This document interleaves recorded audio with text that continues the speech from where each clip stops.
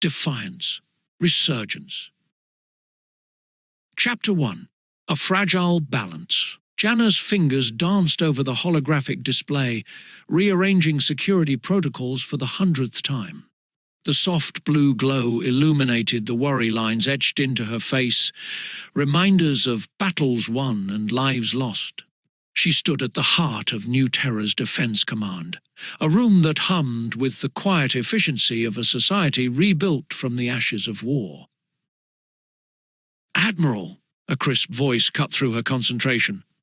"The Varanin delegation has just entered the system. They're requesting permission to dock at the summit venue directly." Janna looked up, meeting the eyes of her aide, Arya. The young woman's posture was perfect, her uniform immaculate, everything Janna wasn't feeling at the moment. "Granted," Janna said, suppressing a sigh, "but make sure they understand our security protocols. We can't afford any misunderstandings, not with so much at stake." Arya nodded sharply and turned to relay the orders. Janna watched her go, a pang of nostalgia hitting her unexpectedly. Had she ever been that young, that sure of herself? The memories came unbidden, as they often did in quiet moments. 5 years earlier, the bridge of the Imperial flagship burned around her, acrid smoke stinging her eyes. Janna gripped the railing, her knuckles white as she stared down the barrel of Admiral Nero's pistol. "It's over, rebel," Nero spat, his once pristine uniform torn and bloodied. "You've lost." Janna's laugh was sharp, humorless. "Look around you, Nero. Your empire is falling. It's you who's lost." A massive explosion rocked the ship, sending them both sprawling. In the chaos, Janna lunged, wresting the weapon from Nero's grasp. As she stood over him, roles reversed, she saw something she never expected in the Admiral's eyes: fear. "Do it," he whispered. "Finish it." Janna's finger tensed on the trigger. Everything in her screamed for vengeance, for an end to the brutality the Empire had inflicted across the galaxy. But as she looked into Nero's defeated eyes, she saw not a monster, but a man, one who had made terrible choices, but a man nonetheless. She lowered the weapon. "No, this ends now, but not with more death.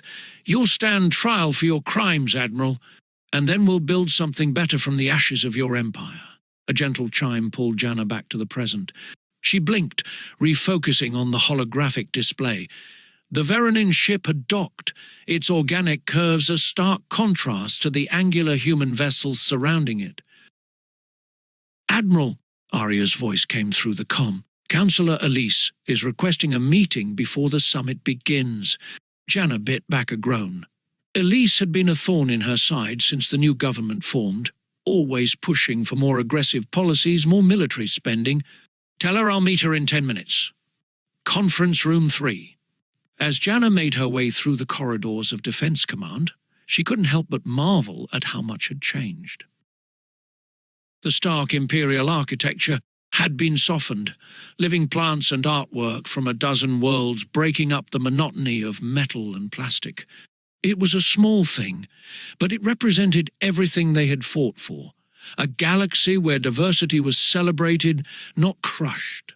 She paused at a viewport, looking out at the sprawling capital city below. New Terra had been transformed in the years since the war's end. Once ruined buildings now gleamed in the morning sun, and the scars of orbital bombardment had been erased by new growth and carefully planned reconstruction. But for all its beauty, Janna knew the peace was fragile. Old resentments simmered beneath the surface, and not everyone was happy with the direction the new Terran alliance had taken. The upcoming summit would be crucial in solidifying the bonds between former enemies and charting a course for the future. A flash of movement caught her eye, and Janna watched as a squadron of fighters streaked across the sky in perfect formation. Her heart leapt at the sight, a part of her longing to be back in the cockpit where problems could be solved with skill and daring rather than words and compromises. "Quite a view, isn't it?" a voice said behind her. Janna turned to see Talia, her former mentor and now advisor to the Alliance. The older woman's hair had gone fully grey, but her eyes were as sharp as ever. "Brings back memories," Janna admitted.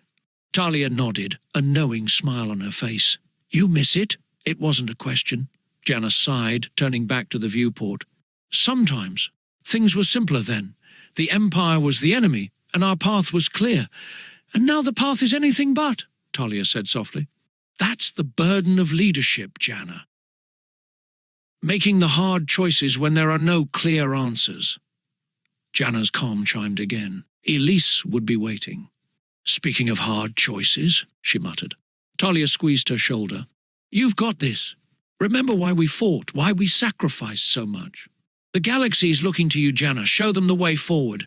With a nod of thanks, Janna squared her shoulders and strode towards the conference room. As she walked, staff and officers nodded respectfully or saluted. It still felt strange, being the one in command rather than the rebel always bucking against authority, but she had a job to do, a galaxy to hold together. The door to Conference Room 3 slid open, revealing Counselor Elise. The woman's carefully styled hair and impeccable dress were a stark contrast to Janna's more utilitarian uniform. "Admiral," Elise said, her tone just shy of respectful. "Thank you for meeting with me on such short notice." Janna took a seat across from her. "What can I do for you, Counselor?" Elise leaned forward, her eyes intense. "I have concerns about the security arrangements for the summit. My sources tell me that Imperial remnant forces have been spotted in increasing numbers near the border of Alliance space." "I'm aware of the reports," Janna said carefully. "We've increased patrols in the area, but so far there's no evidence of any planned aggression. No evidence." Elise's voice rose slightly. "Admiral, with all due respect, we can't afford to take chances. Not with so many high-level delegates in one place. I strongly recommend we increase our military presence around New Terra for the duration of the summit." Janna felt a headache building behind her eyes. "Counselor, one of the primary goals of this summit is to build trust between former adversaries. How do you think it would look if we suddenly doubled our fleet presence? It would send exactly the wrong message. And if there's an attack," Elise pressed, "if we're caught unprepared, the consequences could be catastrophic." "I understand your concerns," Janna said, forcing her voice to remain calm. "But we have to balance security with diplomacy. I assure you we've taken every reasonable precaution." Elise sat back, clearly unsatisfied. "I hope you're right, Admiral, for all our sakes." As the Counselor left, Janna allowed herself a moment to slump in her chair. It was going to be a long week. Lyra's heart pounded as she climbed into the cockpit of her X-47 Starfire. The sleek fighter was the latest model, a marvel of engineering that blended human ingenuity with recovered alien technology. As her hands flew over the pre-flight checks, she couldn't quite believe she was here. 5 years ago, she had been a scared kid huddling in a bomb shelter as Imperial ships rained fire from the sky. Now, at just 22, she was one of the youngest pilots in the new Terran Defense Force, and today she'd be flying honor guard for the delegations arriving for the summit. "All right, Crimson Squadron," the voice of her wing commander crackled through the comm. "Let's show these diplomats why New Terra's got the best damned pilots in the galaxy. Crimson Leader, you've got point." "Copy that," Lyra responded, trying to keep the excitement from her voice. "Crimson 5 ready for takeoff." As her fighter lifted off, antigrav generators humming smoothly, Lyra felt a familiar thrill. This was what she was born to do. The squadron formed up, their ships moving in perfect synchronization as they climbed through New Terra's atmosphere. Below her, the sprawling Galactic Summit Convention Center came into view. Its gleaming spires and grand plazas were a testament to the new era of cooperation they were building. Lyra banked her fighter, falling into formation as the first diplomatic ships began their approach. Her eyes were drawn to a small, nondescript transport ship making its final descent. It didn't have any official markings, but Lyra knew who was on board. Janna, the woman who had saved them all, who had shown the galaxy that there was a better way than endless war. As if sensing her thoughts, Lyra's wing commander spoke up. "Keep it tight, Crimson 5. I know you've got stars in your eyes for the Admiral, but remember your job." "Copy that, sir," Lyra said, feeling her cheeks burn. Was she that obvious? The rest of the patrol passed without incident, but as Lyra guided her fighter back to the landing bay, she couldn't shake a feeling of unease. Everything looked perfect on the surface. Gleaming ships, smiling diplomats, the promise of a brighter future. But she had grown up in war, had seen how quickly peace could shatter. As her boots hit the deck, Lyra looked up at the sky, now filling with ships from across the galaxy. She hoped the diplomats up there knew what they were doing, because if they failed, if the fragile peace they had built fell apart, it would be pilots like her on the front lines once again. Lyra shook off the dark thoughts. This summit was a new beginning, a chance to build something lasting, and she would do her part, no matter how small, to make sure it succeeded.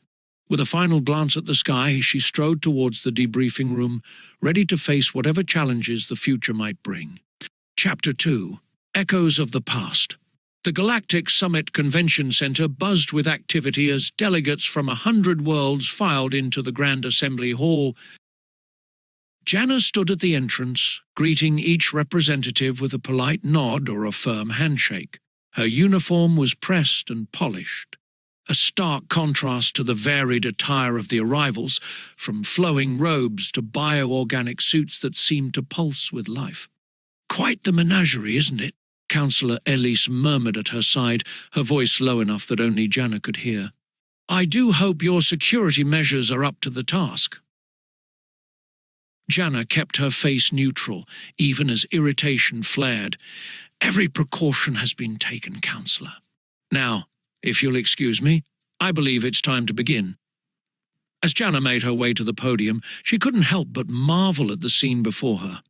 5 years ago, many of these species had been at each other's throats. Now they sat side by side, if not in perfect harmony, then at least in a spirit of cautious cooperation.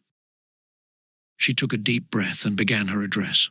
"Distinguished delegates, honored guests, I welcome you to New Terra. We gather here today not as conquerors or conquered, not as victors or vanquished, but as equals. The war that tore our galaxy apart is over.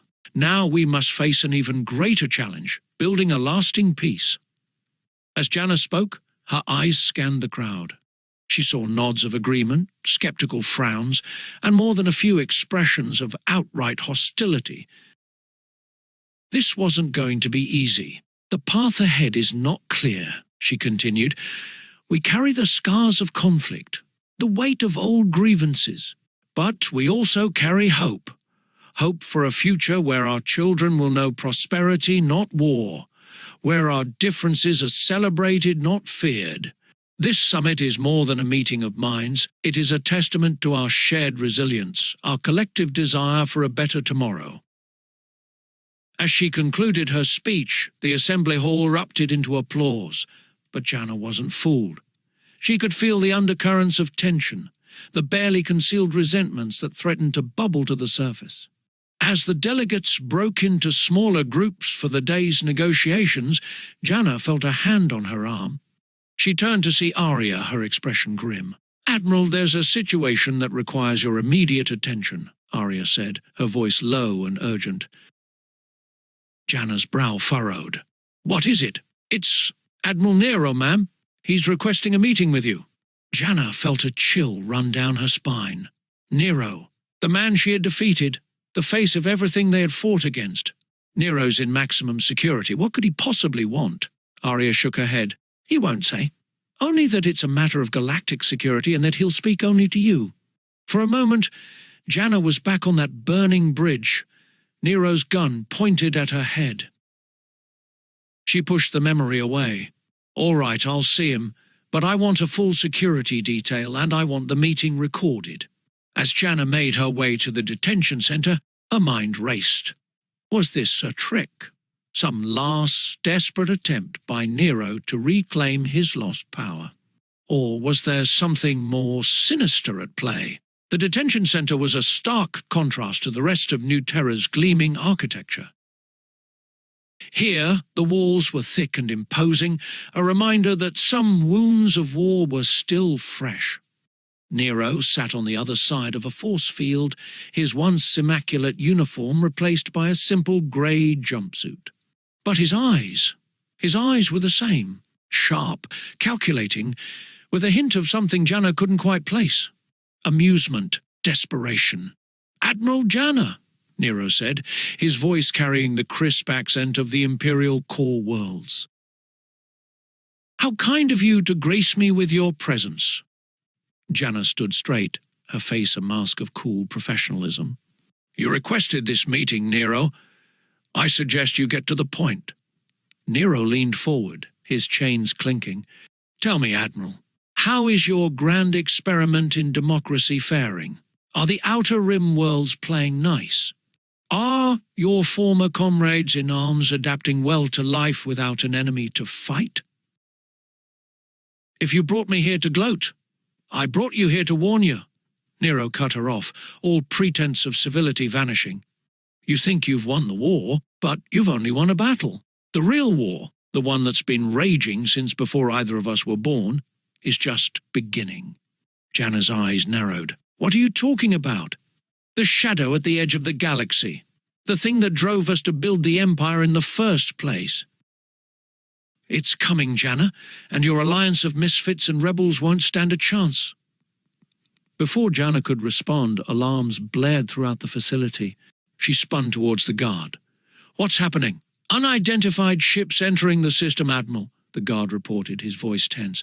"They're not responding to hails." Janna turned back to Nero, who wore a grim smile. "Right on schedule," he murmured. "This isn't over," Janna snapped, already moving towards the exit. "Whatever game you're playing, Nero, I'll figure it out." As she raced back to Defense Command, Janna's mind whirled. Nero's warning, the mysterious ships, it was too much of a coincidence. But she didn't have time to unravel the mystery now. Her people needed her.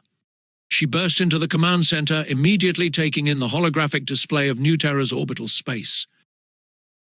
A cluster of unknown vessels hovered at the edge of the system, their designs unlike anything in the Alliance database. "Report," Janna barked. 15 unknown ships, Admiral," a young officer responded. "They're holding position just outside our defensive perimeter. No response to communications, no hostile actions, they're just waiting." Janna studied the image, her tactical mind racing. Any match to known designs? Imperial Remnant. Outer Rim Pirates. Negative, ma'am, their energy signatures are, well, they're like nothing we've ever seen. A chill ran down Janna's spine as Nero's words echoed in her mind. The shadow at the edge of the galaxy. "Admiral," another voice cut through the tension. "We're receiving a transmission from the frontier zones. It's Corvus." Janna's head snapped up. "Corvus, the Calypso leader, and uneasy ally." What was he doing? Contacting them now of all times. "Put him through," she ordered. The grizzled face of Corvus appeared on the main screen, his expression grim. "Janna, we've got trouble out here. Whole settlement's going dark, strange energy readings. Something's coming, and it ain't friendly." Janna's mind raced, connecting the dots. Nero's warning, the unknown ships, Corvus's report. "Corvus, I need you to get to New Terra as fast as you can. Bring whatever forces you can muster." Corvus raised an eyebrow. "That bad, huh?" "Worse," Janna said, her voice low. "I think we're on the brink of another war. And this time we might not be fighting each other." As she ended the transmission, Janna looked around the command center. Young faces looked back at her, full of uncertainty and fear. They had grown up in war, found peace, and now they might have to fight again. "Alert the summit," Janna ordered. "I want all delegations on standby for emergency evacuation. And get me a secure line to the Veronin ship. If we're going to face this, whatever it is, we're going to need all the allies we can get." As her staff scrambled to carry out her orders, Janna turned back to the holographic display. The unknown ships hung there, a silent threat, a promise of chaos to come. She thought of Lyra, of all the young people who had dared to hope for a better future. "Not again," Janna whispered, her hands clenching into fists. "I won't let them take our peace. Not without one hell of a fight." Chapter 3. Unseen Threats. The grand ballroom of the Galactic Summit Convention Center glittered with the light of 1,000 stars. Diplomats from across the galaxy mingled, their conversations a melodic cacophony of languages and translators. Janna stood at the edge of the crowd, her eyes constantly scanning for any sign of trouble. Lyra, now in her dress uniform, approached with 2 glasses of sparkling Veronin nectar. "Drink, Admiral," she offered, her voice tinged with nervousness. Janna accepted the glass with a small smile. "Thank you, Lieutenant. How are you finding your first diplomatic function?" "It's intense," Lyra admitted. "I feel like I'm flying through an asteroid field blindfolded." Janna chuckled. "Politics often feels that way. Keep your wits about you," and a deafening explosion rocked the building, cutting off Janna's words. The ornate chandelier above them swayed dangerously, raining crystal shards on the panicked crowd below. "We're under attack," Janna shouted, her voice cutting through the chaos. "All security personnel, initiate evacuation protocols." Lyra was already moving, her pilot's reflexes kicking in. She grabbed the arm of a stunned Veronin diplomat, guiding him towards the nearest exit. "This way, sir." Quickly, Janna tapped her comm unit. "Defense Command, report. What's our situation?" The response came through garbled, filled with static. Multiple explosions across the city. Unknown assailants, planetary defenses compromised. Another blast shook the building, closer this time. Smoke began to fill the ballroom as fires broke out along the walls. "Lyra," Janna called out, "we need to get these people to the emergency shuttles." The young pilot nodded, her face set with determination. Together they began herding the terrified diplomats towards the subterranean evacuation tunnels. As they moved through the smoke-filled corridors, Janna's mind raced. How had this happened? Their security had been airtight, every contingency planned for. Unless a figure emerged from the smoke ahead, wearing the uniform of new Terran security. Janna's instincts screamed a warning. "Stop!" she shouted, pushing Lyra and the nearest diplomat behind a pillar just as the figure raised a weapon. Energy blasts scorched the wall where they had been standing moments before. Janna drew her own sidearm, returning fire. The attacker went down, but not before Janna caught a glimpse of something on their neck, a small, pulsing implant she didn't recognize. "What the hell?" Lyra gasped, her eyes wide. Janna's expression hardened. "We've been infiltrated. Trust no one you don't personally know." They pressed on, the sounds of battle echoing through the convention center. As they neared the entrance to the evacuation tunnels, Janna's comm crackled to life. "Admiral." It was Aria, her voice tight with stress. "We've got reports of similar attacks across the planet. Key infrastructure is being targeted." It's not just new Terra. We're getting distress calls from allied worlds all over the sector." Janna felt the weight of the galaxy settling on her shoulders. This was no random attack. This was coordinated, planned, and devastating in its scope. "Aria, initiate Protocol Omega. Get our fleet mobilized and send out a general distress call to all allied worlds. We're at war." As they ushered the last of the diplomats into the tunnels, Lyra turned to Janna, her face pale but determined. "What now, Admiral?" Janna's eyes blazed with a fire Lyra had only heard about in stories. "Now, Lieutenant, we fight back. I need you in the air. Gather whatever pilots you can find and establish air superiority over the city."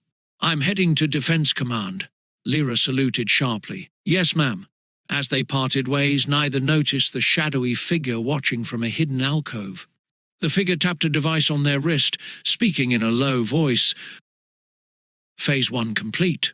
The pieces are in motion." In the depths of space, far from the chaos engulfing New Terra, a sleek black ship hung motionless among the stars. Its bridge was dark, Illuminated only by the glow of holographic displays, a figure stood before the largest display, their features hidden in shadow. The screen showed multiple feeds, burning cities, panicked crowds, ships exploding in orbit. "Report!" the figure said, their voice cold and emotionless. Another voice, disembodied, filled the bridge. "The attacks have exceeded expectations, sir. New Terra and its allies are in disarray. Our agents are in place, ready for Phase 2, and the ancient defense systems disabled as planned. They'll find no help there." The shadowy figure nodded slowly. "Good. Inform our Imperial contacts that they may begin their push.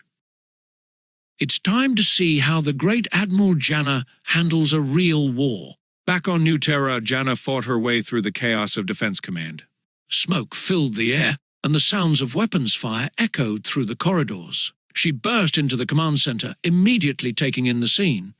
Holographic displays showed battles raging across the planet and beyond. Staff officers shouted reports and orders, their voices tinged with panic. "Status report," Janna barked, her voice cutting through the noise. A harried-looking officer turned to her. "Admiral, we've lost contact with our orbital defenses. Enemy ships are entering the atmosphere. Ground-based batteries are engaged, but they're overwhelmed. We've got reports of enemy troops teleporting directly into key locations across the city." Janna's mind raced, piecing together the tactical situation. This was unlike anything they'd faced before.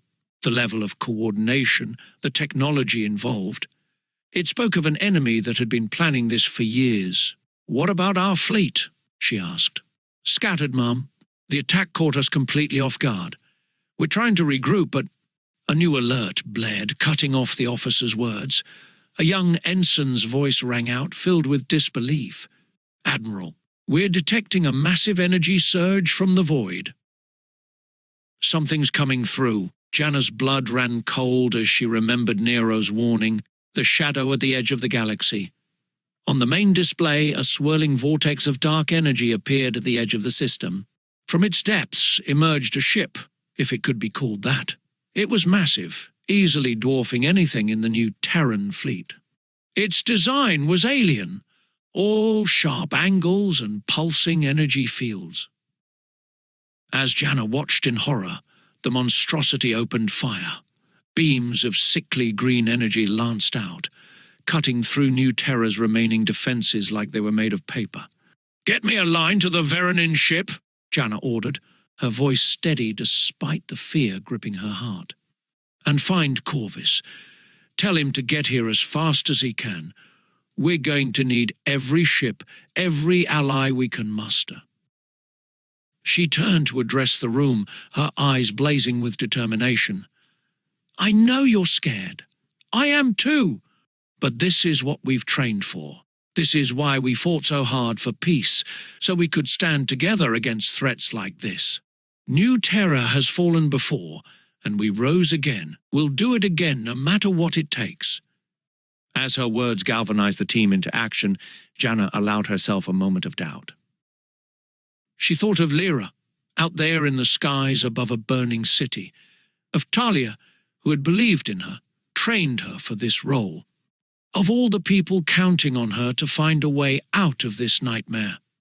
"I hope you're watching, Nero," she muttered, "because I'm about to prove you wrong. Again." With a deep breath, Janna squared her shoulders and turned back to the tactical display. The battle for New Terra, for the entire galaxy, had begun. And she would be damned if she'd let it fall on her watch. Chapter 4, Shattered Peace. The emergency session of the Galactic Council was a far cry from the optimistic summit of just days before. Gone were the ornate chambers and diplomatic niceties. Instead, Janna stood before a hodgepodge of screens and holograms, each showing the haggard face of a planetary leader or military commander. "The attacks were coordinated and devastating," Janna said, her voice steady despite her exhaustion. "New Terra wasn't the only target. We've received reports of similar strikes across a dozen worlds. Our enemy, whoever they are, wanted to cripple us in one fell swoop. Murmurs of anger and fear rippled through the assembled leaders. A Veronin representative, his bio-organic suit pulsing with agitation, spoke up. "And what of this entity that emerged from the void? Is it connected to the attacks?" Janna hesitated. "We're not sure. Its appearance seems to be more than coincidence, but we have no concrete evidence linking it to the terrorist strikes." "Terrorists?" Councillor Elise's sharp voice cut through the chatter. "Admiral, with all due respect, this was an act of war. We need to respond in kind." Janna felt a headache building behind her eyes. "Councillor, we don't yet know who's behind this. Lashing out blindly could lead us into an even worse situation." "Worse than this," Elise gestured broadly, her face flushed with anger. "Our capital is in flames, our fleets are scattered, and that thing is still out there, demolishing anything that gets close to it. If this isn't the time for decisive action, when is?" Before Janna could respond, another voice joined the fray. "The councillor has a point." It was Admiral Ven, leader of the remnant Imperial forces. His craggy face was set in grim lines. "My ships stand ready to join the fight. Give the word, and we'll show these cowards the true might of a united galaxy." Janna's mind raced. She could feel the momentum shifting, the fear and anger pushing them towards all-out war. But against whom, and at what cost? "No," she said firmly, silencing the growing clamour. "We will not repeat the mistakes of the past. Our strength has always been in our unity, in our ability to stand together against impossible odds. Yes, we must fight, but we must do so wisely, with purpose and restraint." She took a deep breath, looking each leader in the eye as she continued. "I propose a three-pronged approach. First, we shore up our defences. Every world must be prepared for potential attacks. Second, we begin a coordinated investigation into the source of these strikes. And third, we assemble a task force to study and, if possible, communicate with the entity from the void." The room erupted into a cacophony of voices, some in support, others in vehement disagreement. Janna stood firm, her resolve unwavering. As the debate raged on, Lyra slipped into the room, catching Janna's eye. The young pilot's uniform was scorched and torn, evidence of the fierce aerial battles she'd been fighting. Janna excused herself, stepping away from the main group to speak with Lyra. "Report, Lieutenant. We've managed to establish a defensive perimeter around the city, Admiral," Lyra said, her voice hoarse from shouting orders over the comm. "But we're stretched thin. And—" She hesitated, her eyes dropping. "What is it?" Janna pressed. "We found something, ma'am, in the wreckage of one of the enemy fighters. Well, you should see for yourself." Lyra produced a small device, no larger than a credit chip. Its surface pulsed with an eerie green light, similar to the energy weapons used by the void entity. Janna's blood ran cold. "Is that what I think it is?" Lyra nodded grimly. "It matches the energy signature of the big ship, Admiral." "Whoever attacked us, they're working with that thing out there." The implications were staggering. Janna's mind whirled with possibilities, each more terrifying than the last. She was about to respond when Councillor Elise's voice rang out. "Admiral Janna, your presence is required. The Council is ready to vote on our course of action." Janna squared her shoulders, preparing to face the political storm. But before she could rejoin the group, Lyra spoke up. "Admiral, I have a request." The young pilot's eyes blazed with determination. "Let me lead a team to track down these bastards. We can't just sit here and wait for the next attack." Janna studied Lyra's face, seeing in it the same fire that had driven her own rebellion years ago. It was dangerous, possibly foolhardy, and exactly what they needed. "Assemble your team," Janna said quietly, "but be careful, we can't afford to lose you." Lyra saluted sharply, a grim smile on her face. "We won't let you down, ma'am. As Lyra left to prepare for her mission, Janna turned back to the council. The debate had reached a fever pitch, with Elise and Ven arguing loudly for immediate military action. "Enough!" Janna's voice cut through the chaos. All eyes turned to her. "We've been attacked, yes, but we will not allow fear to dictate our actions. We will investigate. We will defend. And we will stand united." She held up the device Lyra had brought. "This was found in the wreckage of an enemy ship. It bears the same energy signature as a void entity. Our enemy is not just some random terrorist group. They're working with whatever came through that portal." A hush fell over the assembled leaders. The implications were clear. They faced a threat unlike any they'd encountered before. "I'm authorizing a special task force to track down the source of these attacks," Janna continued. "Meanwhile, we'll bolster our defenses and continue to study the void entity. This is not the time for rash action. This is the time for unity, for careful planning, for standing together in the face of the unknown." She looked around the room, meeting each leader's gaze. "The peace we've fought so hard for has been shattered. But from these fragments we will forge something stronger, something unbreakable. Who's with me?" One by one, the leaders nodded their assent. Even Elise, though her face was tight with barely contained frustration, gave a curt nod. As the meeting adjourned, Janna felt the weight of the galaxy on her shoulders. She had bought them time, a chance to face this threat on their own terms. But as she looked out at the smoke still rising from the city below, she couldn't shake the feeling that this was just the beginning. In the depths of space, the void entity loomed, a silent promise of battles to come. And somewhere out there, Lyra and her team were preparing to dive into the unknown, chasing shadows and secrets. Janna closed her eyes, allowing herself a moment of doubt. "What have I done?" she whispered. But there was no time for second-guessing. The storm was gathering, and she had a galaxy to protect. With a deep breath, she squared her shoulders and strode out of the room. The real war was just beginning.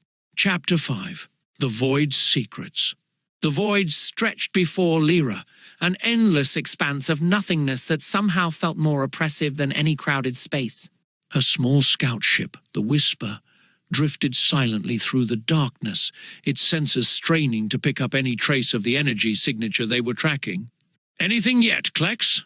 Lyra asked, glancing at her companion. The former Imperial engineer shook his head, his fingers dancing over the console. "Nothing concrete. But there's something off about this sector. The background radiation doesn't match any known patterns." Lyra frowned, peering out at the star-speckled blackness. They'd been searching for days, following the faintest traces of the mysterious energy that had powered the attackers' weapons. So far, they'd found nothing but emptiness and silence. "Wait," Klex said suddenly, his voice tense. "I'm picking up something. It's faint, but there's definitely a structure out there." Lyra's heart raced as she maneuvered the Whisper towards the coordinates Klex indicated. Slowly, a shape emerged from the darkness. A massive space station, its hull pitted and scarred by decades of drifting through the void. "By the stars," Lyra breathed. "What is that thing?" As they drew closer, details became clearer. The station's design was like nothing Lyra had ever seen, a twisted amalgamation of technologies that seemed to defy the laws of physics. Parts of it pulsed with the same eerie green energy they'd been tracking. "It looks abandoned," Klex observed, his voice hushed. "But those energy readings, something's still active in there." Lyra made her decision. "We're going in. Prep the boarding gear." As they donned their enviro suits and prepared to dock with the derelict station, Lyra couldn't shake a feeling of dread. Whatever secrets this place held, she had a feeling they were about to change everything. Back on New Terra, Janna stood before the Galactic Council once again. The faces on the screens before her were grim, their patience wearing thin. "Admiral," Councillor Elise's voice dripped with barely concealed contempt. "It's been weeks since the attacks. Our people are scared. Our economies are in freefall. And still, We have no concrete action to show them. How long do you expect us to wait? Janna fought to keep her voice level. Counselor, I understand your frustration, but rushing into conflict without understanding our enemy would be disastrous. Our investigation is making progress. Progress. Admiral Venn cut in, his imperial accent sharp. While we debate, our enemies grow stronger. We should be striking now before they can regroup. Murmurs of agreement echoed through the chamber. Janna felt the tide of opinion turning against her. The fragile alliance she'd worked so hard to build threatening to crumble. We have leads, she insisted. Lieutenant Lyra's team is following a promising trail in the void, and our scientists are making breakthroughs in understanding the energy signatures left behind by the attackers. As if on cue, her comm unit chimed. "Excuse me," Janna said, grateful for the interruption. She stepped away from the screens, tapping her earpiece. "Go ahead." "Admiral," Dr. Vadim's excited voice came through. "You need to see this. We've made a discovery that could change everything." Janna's pulse quickened. "I'll be right there." She turned back to the council. "My apologies, but an urgent matter requires my attention. We'll reconvene shortly." She cut the transmission before anyone could object, striding quickly towards the research wing. As she walked, she couldn't help but feel a mixture of hope and apprehension. Every discovery seemed to raise more questions than answers. The lab was a chaos of holographic displays and humming equipment. Dr. Vadim, his wild hair even more dishevelled than usual, barely looked up as Janna entered. "Admiral, look at this," he said, gesturing to a complex diagram floating before him. "We've been analysing the energy signatures from the attack, cross-referencing them with every known power source in the galaxy. And we found a match." Janna leaned in, studying the swirling patterns of light. "What am I looking at, Doctor?" "This," Vadim said, his voice filled with awe, "is a recording taken from the ancient defense systems on New Terra, from 5,000 years ago." Janna's mind reeled. "Are you saying?" Vadim nodded, his eyes wide. "The power source our attackers used. It's the same technology that built those defense systems. Technology that hasn't been seen in millennia." The implications were staggering. Janna opened her mouth to respond, but before she could, her comm unit chimed again. It was Lyra. "Admiral," the young pilot's voice was tense, filled with static. "We found something. A station out here in the void. It's like nothing we've ever seen. And there's something else. We're not alone out here." A chill ran down Janna's spine. "Lyra, listen to me carefully. Do not engage. Document everything you can and get out of there. That's an order." "Understood, Admiral." "But there's something you should know. The station. It's got Imperial markings, old ones." Janna's mind raced, pieces of the puzzle starting to fall into place. The Imperial remnant, ancient technology, a hidden station in the void, what had Nero said, the shadow at the edge of the galaxy. "Get back here as fast as you can, Lieutenant," Janna said. "And watch your back." As she ended the transmission, Janna turned back to Dr. Vadim. "I need everything you've got on these energy signatures. And I mean everything." The scientist nodded, already turning back to his work. Janna strode out of the lab, her mind whirling with possibilities and dangers. She had to get back to the council to make them understand the true scale of what they were facing. But as she walked, a nagging doubt gnawed at her. What if she was wrong? What if, in her desire to avoid unnecessary conflict, she was leading them all into an even greater danger? The weight of command had never felt heavier, but there was no time for doubt. Somewhere out in the void, ancient forces were stirring, and Janna had a sinking feeling that the entire galaxy was about to be caught in the storm. Chapter 6. Unlikely Messenger. The sleek, organic lines of the Veronin ship stood out starkly against the angular architecture of New Terra's spaceport. As its boarding ramp descended, a hush fell over the gathered crowd of officials and security personnel. Janna stood at the forefront, her face a mask of diplomatic neutrality despite the tension coiling in her gut. The figure that emerged was unlike any Veronin Janna had ever seen. Tall and willowy, with skin that seemed to shimmer with an inner light, the alien moved with a grace that belied the gravity of the situation. This was Zarek, the mysterious emissary who had demanded an immediate audience with New Terra's leadership. "Welcome to New Terra," Janna said, stepping forward to greet the visitor. "I'm Admiral Janna. We've prepared." "There's no time for pleasantries, Admiral," Zarek interrupted, his voice a melodious whisper that somehow carried clearly to everyone present. "I bring a warning that cannot wait. The Ancient Ones are stirring, and your galaxy stands on the brink of annihilation." Murmurs rippled through the crowd. Janna felt a chill run down her spine, remembering Nero's cryptic words about shadows at the edge of the galaxy. She gestured for Zarek to follow her. "Perhaps we should continue this conversation in private." As they walked briskly towards the secure conference room, Janna studied Zarek from the corner of her eye. The alien's movements were fluid, almost hypnotic, and there was an aura of ancient wisdom about him that both intrigued and unsettled her. Once inside the conference room, with only Talia and a handful of top advisors present, Zarek began his tale. "My people have watched the stars for millennia," he said, his eyes seeming to glow with an inner light. "We have seen civilizations rise and fall, great empires crumble to dust.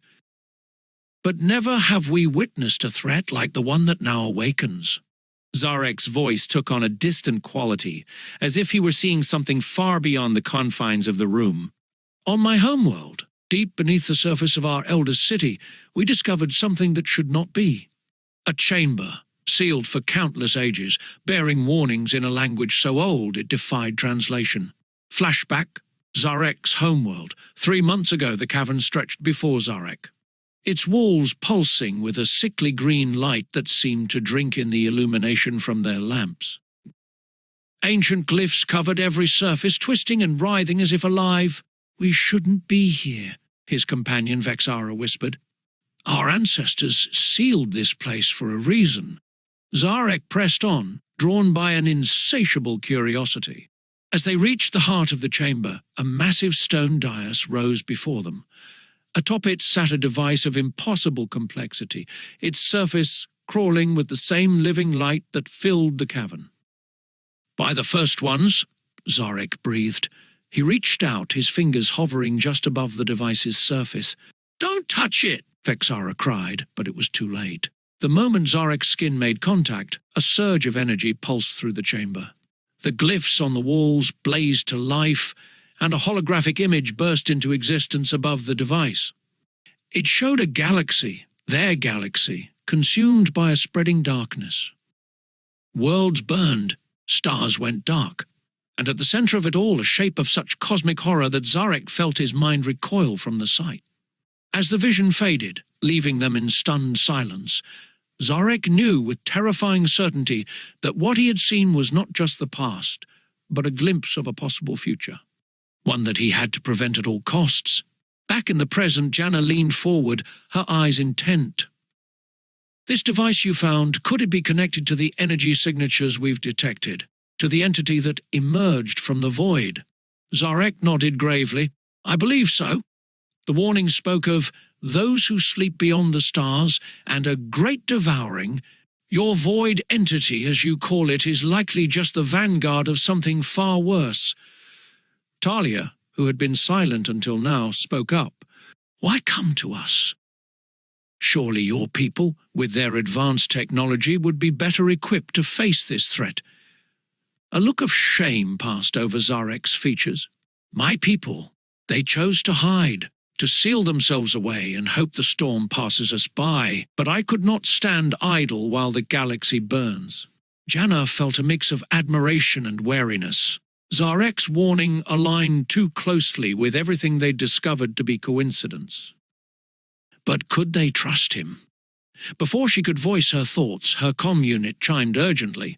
"Excuse me," she said, stepping aside to answer. "Admiral," Arya's voice came through, tense and breathless. "We've just intercepted a transmission from deep space. It's claiming responsibility for the attacks. They're calling themselves the Harbingers of Purity. Janna's blood ran cold. Put it through to the main screen. Now, the conference room's display flickered to life, showing a hooded figure backlit by the sickly green glow they had come to associate with the void entity. People of the so-called Alliance, the figure's distorted voice rang out. Your time of chaos and weakness is at an end. We are the Harbingers of Purity, servants of the true masters of this galaxy. Your pitiful attempts at unity are nothing but a delaying of the inevitable. Surrender now, and you may yet have a place in the new order. Resist, and you will be cleansed from existence. As the transmission cut off, leaving the room in stunned silence, Janna turned to see Zarek's face twisted in a mix of recognition and horror. You've seen this before, she said. It wasn't a question. Zarek nodded slowly. The glyphs in the ancient chamber. They spoke of harbingers, who would pave the way for the great devouring. Admiral, I fear we may already be too late. Janna's mind raced. The harbingers, the void entity, the ancient warnings. It was all connected. But how? And more importantly, how could they stop it? As if sensing her thoughts, Talia spoke up. We need to reconvene the council immediately. This changes everything. Janna nodded, already moving towards the door. Agreed. And we need to get word to Lyra. Whatever she's found out there in the void, it might be the key to understanding what we're up against. As they hurried from the room, Janna couldn't shake the feeling that they were pieces on a cosmic game board, being maneuvered by forces beyond their comprehension. The shadow at the edge of the galaxy was no longer just a vague threat. It had a name, a purpose, and agents already moving among them. The storm Janna had sensed gathering was now upon them, and she feared that even their best efforts might not be enough to weather it. Chapter 7, Prisoners and Pawns. The harsh lights of the detention center cast long shadows as Janna made her way down the corridor.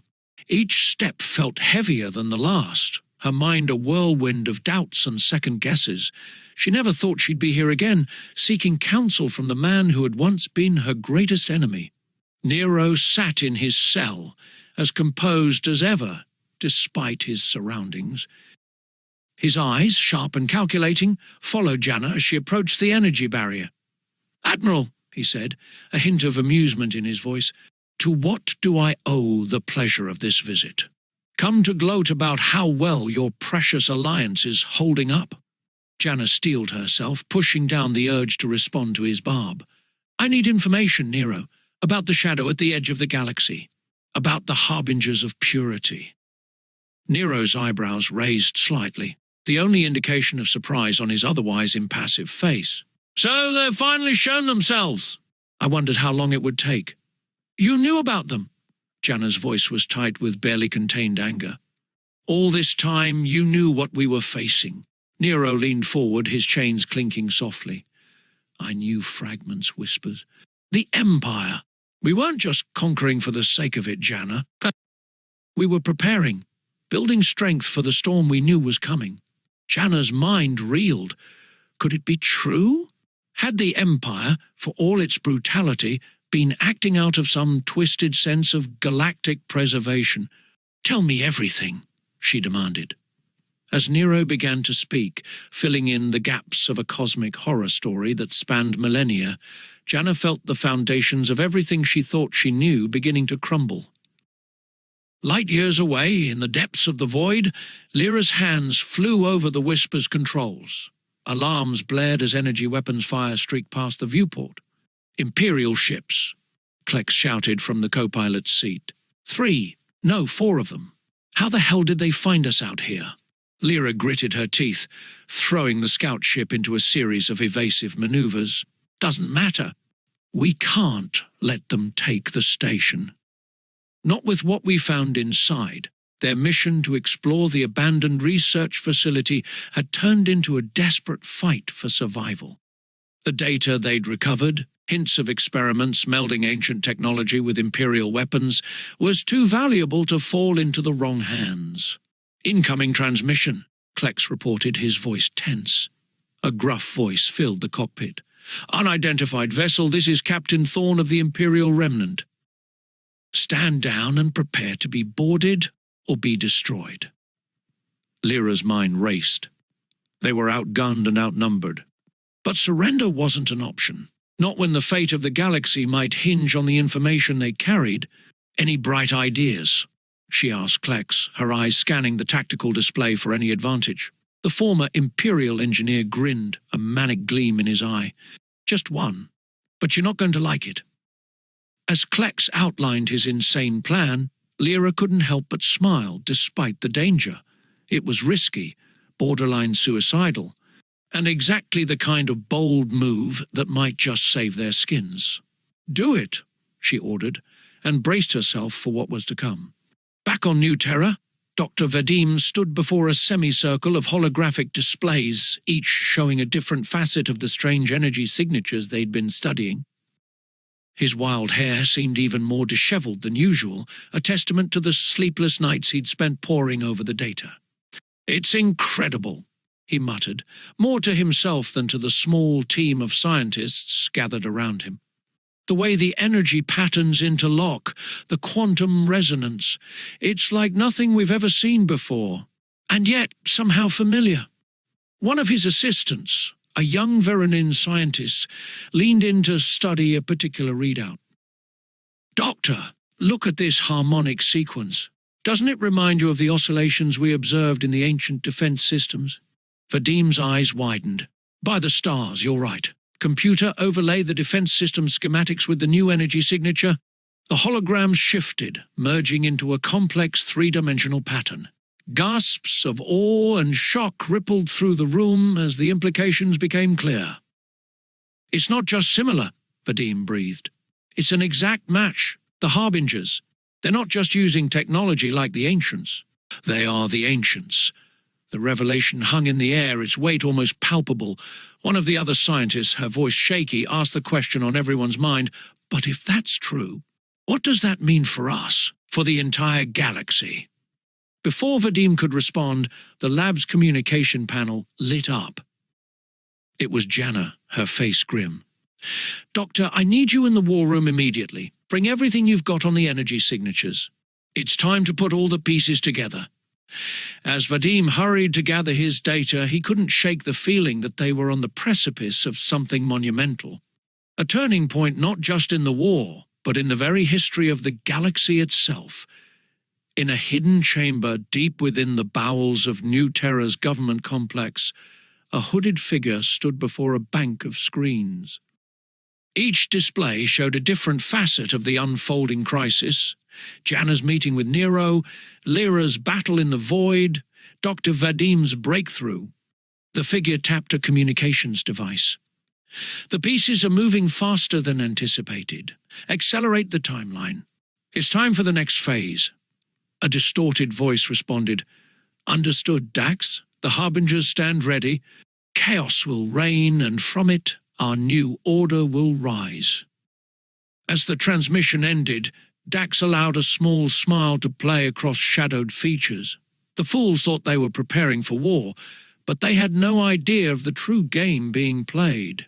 Soon, very soon, the Shadow Organization's plans would come to fruition, and the galaxy would never be the same. Chapter 8. Divided We Fall. The Galactic Council Chamber, once a symbol of unity and hope, now crackled with tension. Raised voices echoed off the vaulted ceiling as representatives from a dozen worlds argued bitterly. Janna stood at the center of the storm, her face a mask of calm that belied the turmoil within. "The frontier worlds have borne the brunt of these attacks," shouted the Calypso representative, his scarred face twisted in anger. "Where was the Alliance fleet when our colonies burned?" Admiral Ven's voice cut through the clamor, cold and precise.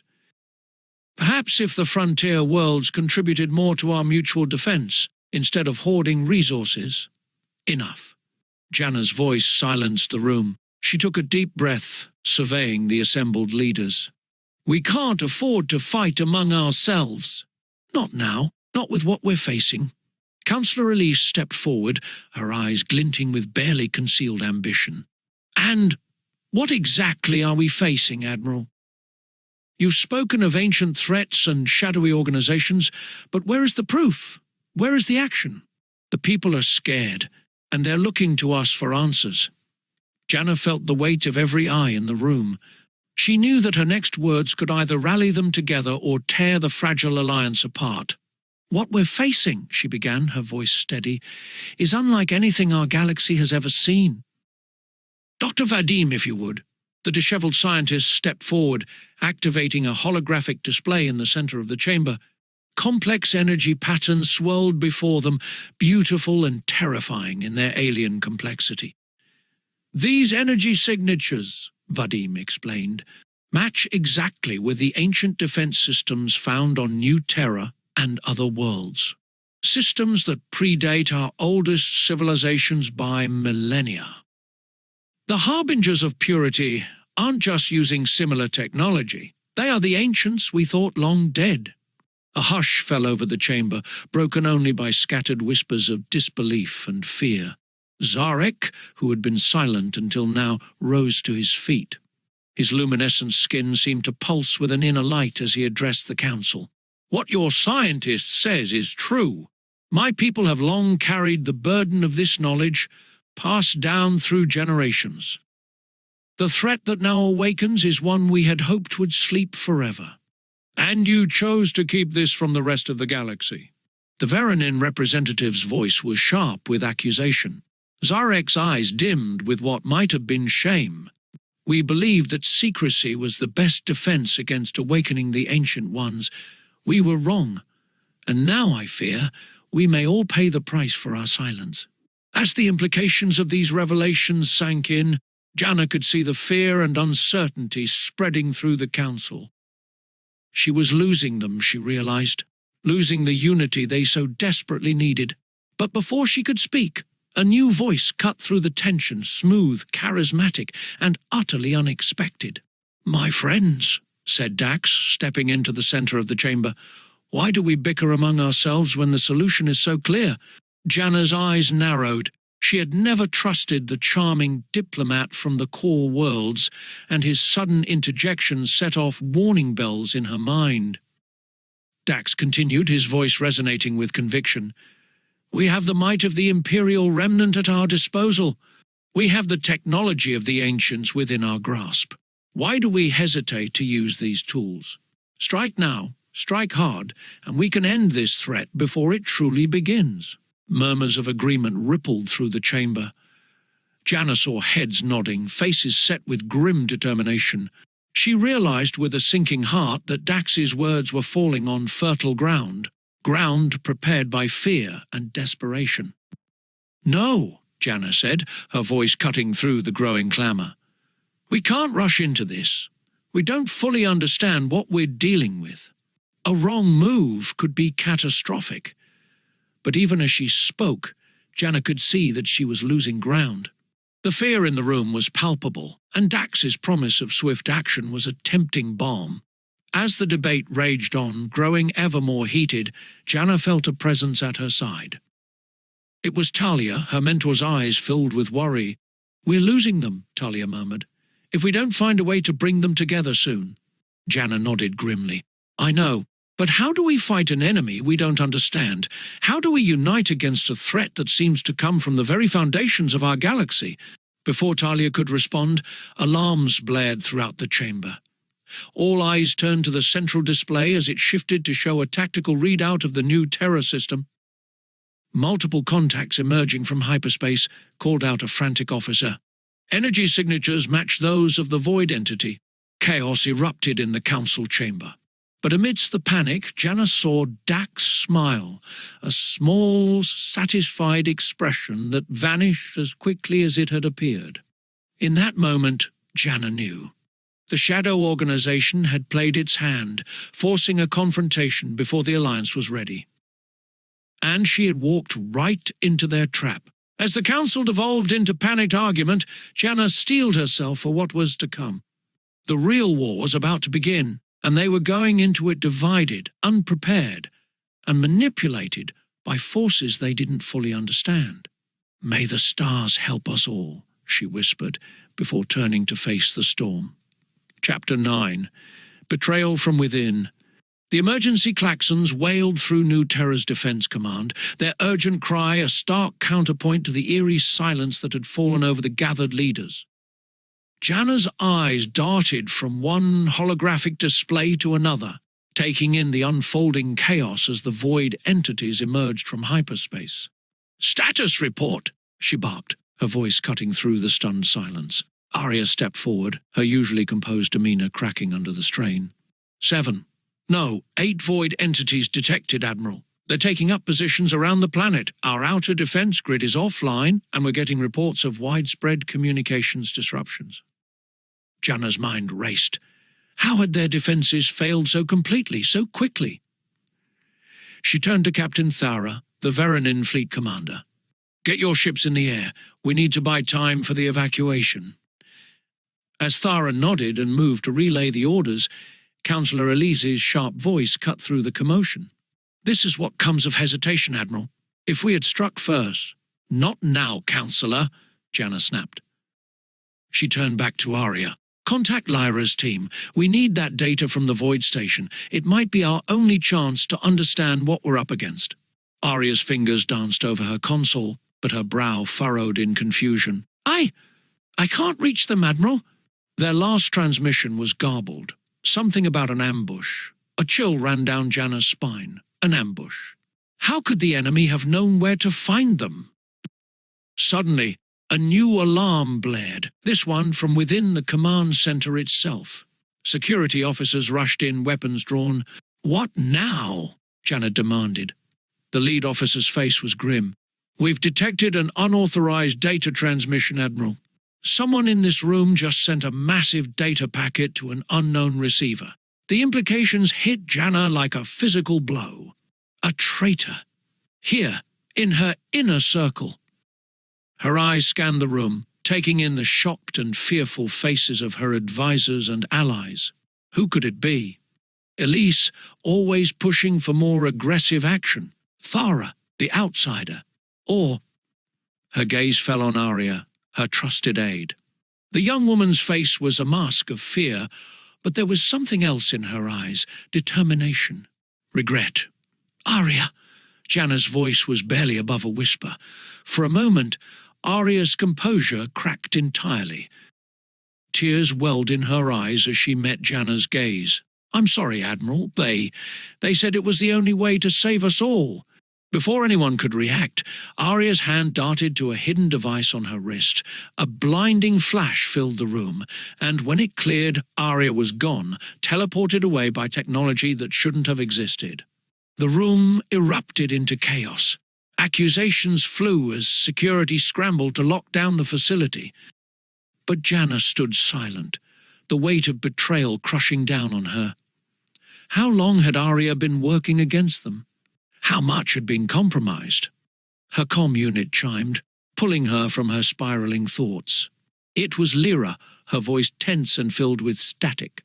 "Admiral, we've been ambushed by Imperial forces. They knew exactly where to find us.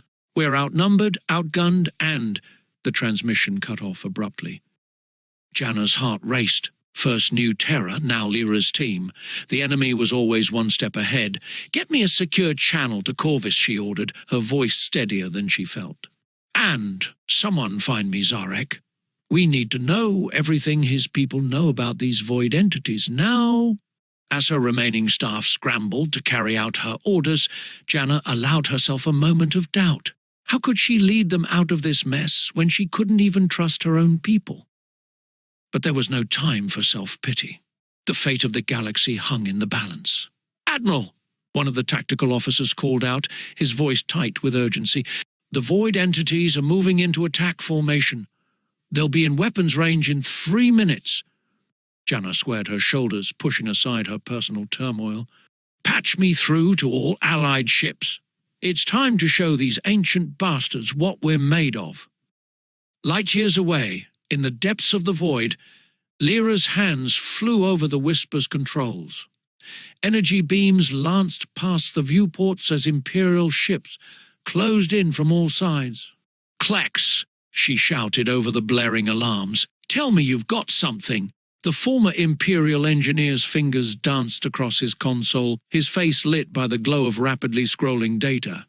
Almost there. If I can just bypass their targeting systems... A massive impact rocked the ship, sending sparks flying from overloaded circuits. We don't have almost, Klex. We need a miracle now. Klex's face split into a manic grin. Then it's a good thing I specialize in impossible odds. Hang on to something. He slammed his hand down on a jury-rigged control panel. For a heart-stopping moment, nothing happened. Then, with a sound like reality itself tearing apart, a swirling vortex of energy burst into existence directly in front of the Whisper. "What the hell did you do?" Lyra gasped, staring at the impossible phenomenon. "Reverse the polarity on their tractor beams," Klex said, his voice filled with a mixture of pride and terror.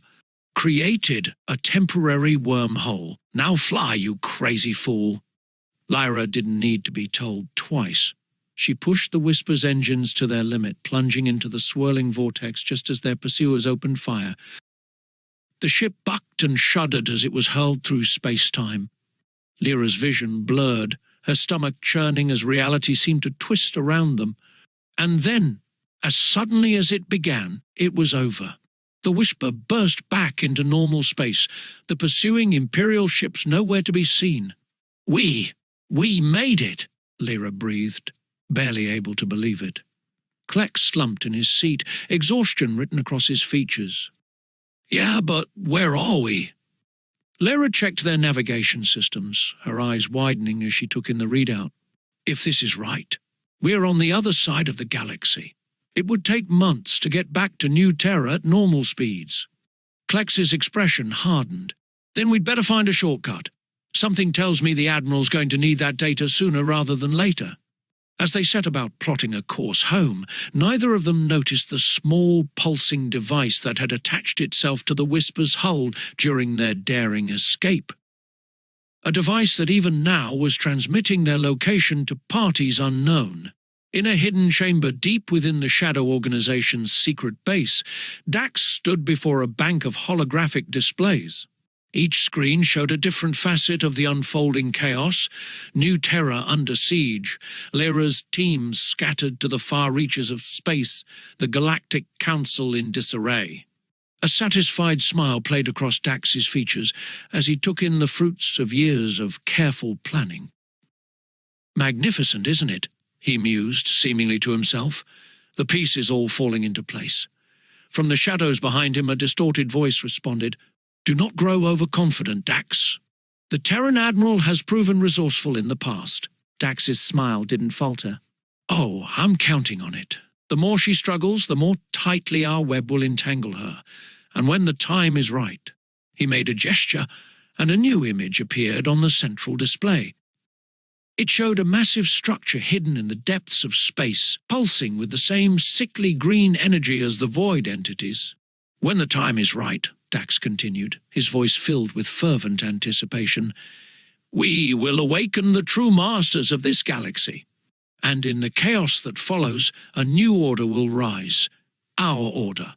As alarms blared and star systems burned, the ancient threat stirred in its eons-long slumber. The real war was about to begin, and the galaxy would never be the same. Chapter 10. The Enemy of My Enemy. The command center of New Terra's orbital defense station thrummed with tension. Janna stood before a massive tactical display, watching as the void entities methodically dismantled their outer defenses. Each lost ship, each shattered defense platform, felt like a personal failure. "Admiral," a communications officer called out, his voice tight with stress, "we're receiving a transmission from the Imperial Remnant Fleet." Janna's jaw clenched. She had been expecting this, dreading it if she was honest with herself. "Put it through." The holographic image of Admiral Venn flickered to life, his craggy features set in a grim mask. "Admiral Janna, I trust recent events have made you more amenable to cooperation." "Cut the smug act, Venn," Janna snapped. "You're here because you know you can't face this threat alone. Neither can we. So let's skip the posturing and get to the point." A ghost of a smile played across Venn's lips. direct as ever. Very well. My fleet stands ready to assist in the defense of New Terra. In exchange, we want full access to all data on the ancient technology you've uncovered. Janna's mind raced. The idea of sharing such sensitive information with the Imperial remnant went against everything she had fought for. But as another explosion rocked the station, she knew they were out of options. "Agreed," she said, her voice heavy. "But understand this, Ven. This is a temporary alliance. Once this threat is dealt with, all bets are off." Ven nodded, his expression unreadable. "Of course. Now, shall we discuss strategy? I have some ideas on how to counter those void monstrosities." As Janna and Ven began to coordinate their forces, a new alert chimed. "Admiral," the comms officer called out, "multiple ships dropping out of hyperspace. It's the Calypso fleet." Relief washed over Janna as Corvus's grizzled face appeared on screen. "Heard you could use a hand," the Calypso leader growled, a fierce grin on his scarred face. "Frontier worlds stick together, yeah." "Corvus, you beautiful bastard," Janna breathed. "Your timing couldn't be better. Fall in with the main fleet. We're coordinating with—" She hesitated for a moment. "With all available allies." Corvus's eyebrow raised as he noticed Ven's image, but he simply nodded. "Roger that. Let's show these ancient assholes what happens when you mess with our galaxy." As the combined fleets began to engage the void entities, Janna allowed herself a moment of hope. Maybe, just maybe, they had a chance. Deep in the bowels of New Terra's primary research facility, Doctor. Vadim stood before a pulsing artifact recovered from the ancient defense systems. Sweat beaded on his brow as he made minute adjustments to the experimental apparatus surrounding it. "Doctor," his assistant, a young Veranin scientist named Zal, called out nervously, "are you sure this is wise? The energy readings are off the charts." Vadim's eyes gleamed with a mixture of excitement and fear. "We don't have a choice, Sal. If we can't find a way to interface with this technology, we're all dead anyway." He took a deep breath and activated the final sequence. For a moment, nothing happened. Then, with a sound like reality tearing apart, a swirling vortex of energy erupted from the artifact. Alarms blared as the vortex grew, consuming lab equipment and pulling researchers off their feet. Vadim screamed for everyone to evacuate, but his voice was lost in the chaos. Just as suddenly as it began, the vortex collapsed in on itself. In its place stood a figure, humanoid, but clearly not human. Its skin shimmered with an otherworldly light, and its eyes held the wisdom of eons. "At last," the being said, its voice resonating in a way that bypassed their ears and spoke directly to their minds. "The children have called and we have answered." Vadim stared in awe and terror. What are you?" The being's gaze fell upon him, and Vadim felt the weight of galaxies in that look. "We are the Precursors, the ones you call the Ancients, and we have returned to reclaim what is ours." Aboard the Whisper, now drifting in an unknown sector of space, Lyra pored over the data they had recovered from the Void Station. Each new revelation sent chills down her spine. "Klex!" she called out, her voice tight. "You need to see this." The engineer lumbered over, his eyes widening as he took in the display. "Is that—" Lyra nodded grimly. "Blueprints for something massive, something that makes those void entities look like toys in comparison." Klex ran a hand through his dishevelled hair. "We need to get this back to the Admiral, now." "Agreed. But how? We're months away at normal speeds, and we can't risk another blind jump." A sly grin spread across Klex's face. "Who said anything about normal speeds? I've got an idea. It's crazy, probably suicidal, and definitely illegal in most systems." Lyra couldn't help but match his grin. "In other words, it's perfect. What do you need?" As Klex outlined his plan to modify their engines with salvaged void technology, Lyra felt a mixture of hope and dread. They had a chance to turn the tide of this war. But first, they had to survive long enough to deliver the information. In his hidden sanctum, Dax received the report of the Precursors' emergence with a mixture of triumph and concern. Everything was proceeding according to plan, but the variable of a living ancient added an element of unpredictability. "Accelerate the final preparations," he ordered his subordinates. "It's time to show the galaxy the true face of its masters." As his agents scrambled to obey, Dax allowed himself a moment of reflection. Soon, very soon, the millennia of planning would come to fruition. The galaxy would burn, and from its ashes a new order would rise. An order with Dax at its head, wielding the power of gods. Chapter 11, Race Against Time. The swirling gases of the Nexus Nebula cast an eerie glow across the bridge of Janna's flagship. Before her, a holographic display showed a dozen ships converging on a single point, the planet Erebos, a remote frontier world that had suddenly become the most important location in the galaxy. "Status report," Janna barked, her eyes never leaving the tactical display. Captain Terra, the Veranin fleet commander, responded crisply. "Our fleet is in position, Admiral. Imperial remnant forces are holding at the agreed-upon coordinates. Calypso ships are. Well, they're being Calypso ships." Janna allowed herself a grim smile. Corvus and his people had never been ones for formal military structure, but their unorthodox tactics might just give them an edge. "And the others?" she asked, her voice tight. Thara's bioluminescent skin pulsed with tension. "We've detected at least 3 unidentified fleets entering the system. One matches the energy signatures of the Harbingers. The others, we're not sure." Janna's mind raced. The intelligence that had led them here was fragmented, pieced together from Dr. Vadim's research and intercepted transmissions. All they knew for certain was that Erebos held answers, about the Precursors, about the true nature of the ancient threat. And everyone wanted those answers. "Admiral!" a young officer called out, his voice cracking with excitement. "We're picking up a new signal. It's the Whisper." Janna's heart leapt. Lyra. Against all odds, her protégé had made it back. The comm crackled to life, Lyra's voice filled with static but unmistakable. "Admiral, do you read?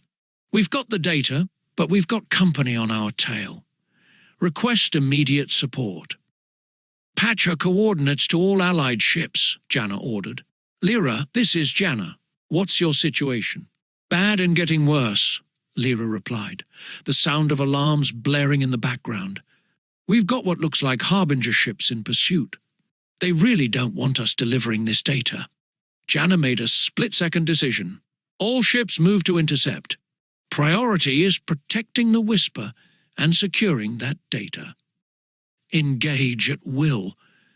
As the Allied fleet surged forward, the space around Erebos erupted into chaos. Energy beams lanced across the void, torpedoes left fiery trails in their wake, and smaller fighters darted between capital ships in a deadly dance. Aboard the Whisper, Lyra's hands flew over the controls, pushing the small scout ship to its limits. "Klex, I need more power to the shields." The engineer's voice was strained. "I'm giving her all she's got, Lieutenant. Any more and we'll blow ourselves up before the Harbingers get the chance." A Harbinger cruiser loomed before them, its weapons charging for a killing blow. Lyra gritted her teeth, an insane plan forming in her mind. "Klex, remember that trick you pulled in the void? Think you can do it again?" Klex's manic laugh was all the answer she needed. Lyra dove the Whisper straight towards the Harbinger ship, ignoring every instinct that screamed at her to turn away. At the last possible second, Klex activated their jury-rigged void drive. Reality twisted around them, and suddenly they were behind the Harbinger cruiser. Before the enemy could react, Lyra emptied every weapon the Whisper had into the larger ship's engines. The cruiser erupted in a spectacular explosion, clearing a path through the battlefield. Admiral Lyra shouted into the comm, "We're coming in hot." "Better roll out the welcome mat." On the bridge of her flagship, Janna allowed herself a moment of pride. "All ships, cover the Whisper's approach. Let's bring our people home. But even as the words left her mouth, a new threat emerged. A massive Harbinger dreadnought dropped out of hyperspace, its hull crackling with energy that made the sensors scream in protest. Admiral Ven's voice cut through the chaos. "Janna, that ship will tear through our defenses like tissue paper. We need to withdraw." Janna's mind raced. They were so close. The data Lyra carried could turn the tide of the war, but the cost. "Admiral," Captain Thara interjected, his voice solemn, "I have a solution, but you won't like it." As Thara outlined his plan, Janna felt her heart sink. It would work, but the price was higher than she had ever imagined paying. "Do it," she said, her voice barely above a whisper. Thara nodded grimly and began issuing orders. Moments later, the Veranin ships broke formation, charging directly at the Harbinger dreadnought in a kamikaze run. Janna watched in horror and awe as the Veranin ships, their hulls glowing with overloaded energy cores, slammed into the massive enemy vessel. The resulting explosion was blinding, tearing a hole in space itself. When the light faded, the Harbinger dreadnought was gone. So were the Veranin ships. But in the chaos, the Whisper had made it through, docking safely with Janna's flagship. As the remaining Allied ships regrouped, Janna stared out at the battlefield, the weight of command heavier than ever before. They had won, but at what cost? And what new horrors would Lyra's data reveal? In the depths of space, unnoticed by the warring factions, a small probe recorded everything. Its findings beamed across the galaxy to a hidden base where Dax watched with growing satisfaction. "And so," he murmured, "the game truly begins." Chapter 12. Ancient Awakening. The war room of Janna's flagship buzzed with tense energy as Lyra's data was decrypted and analyzed.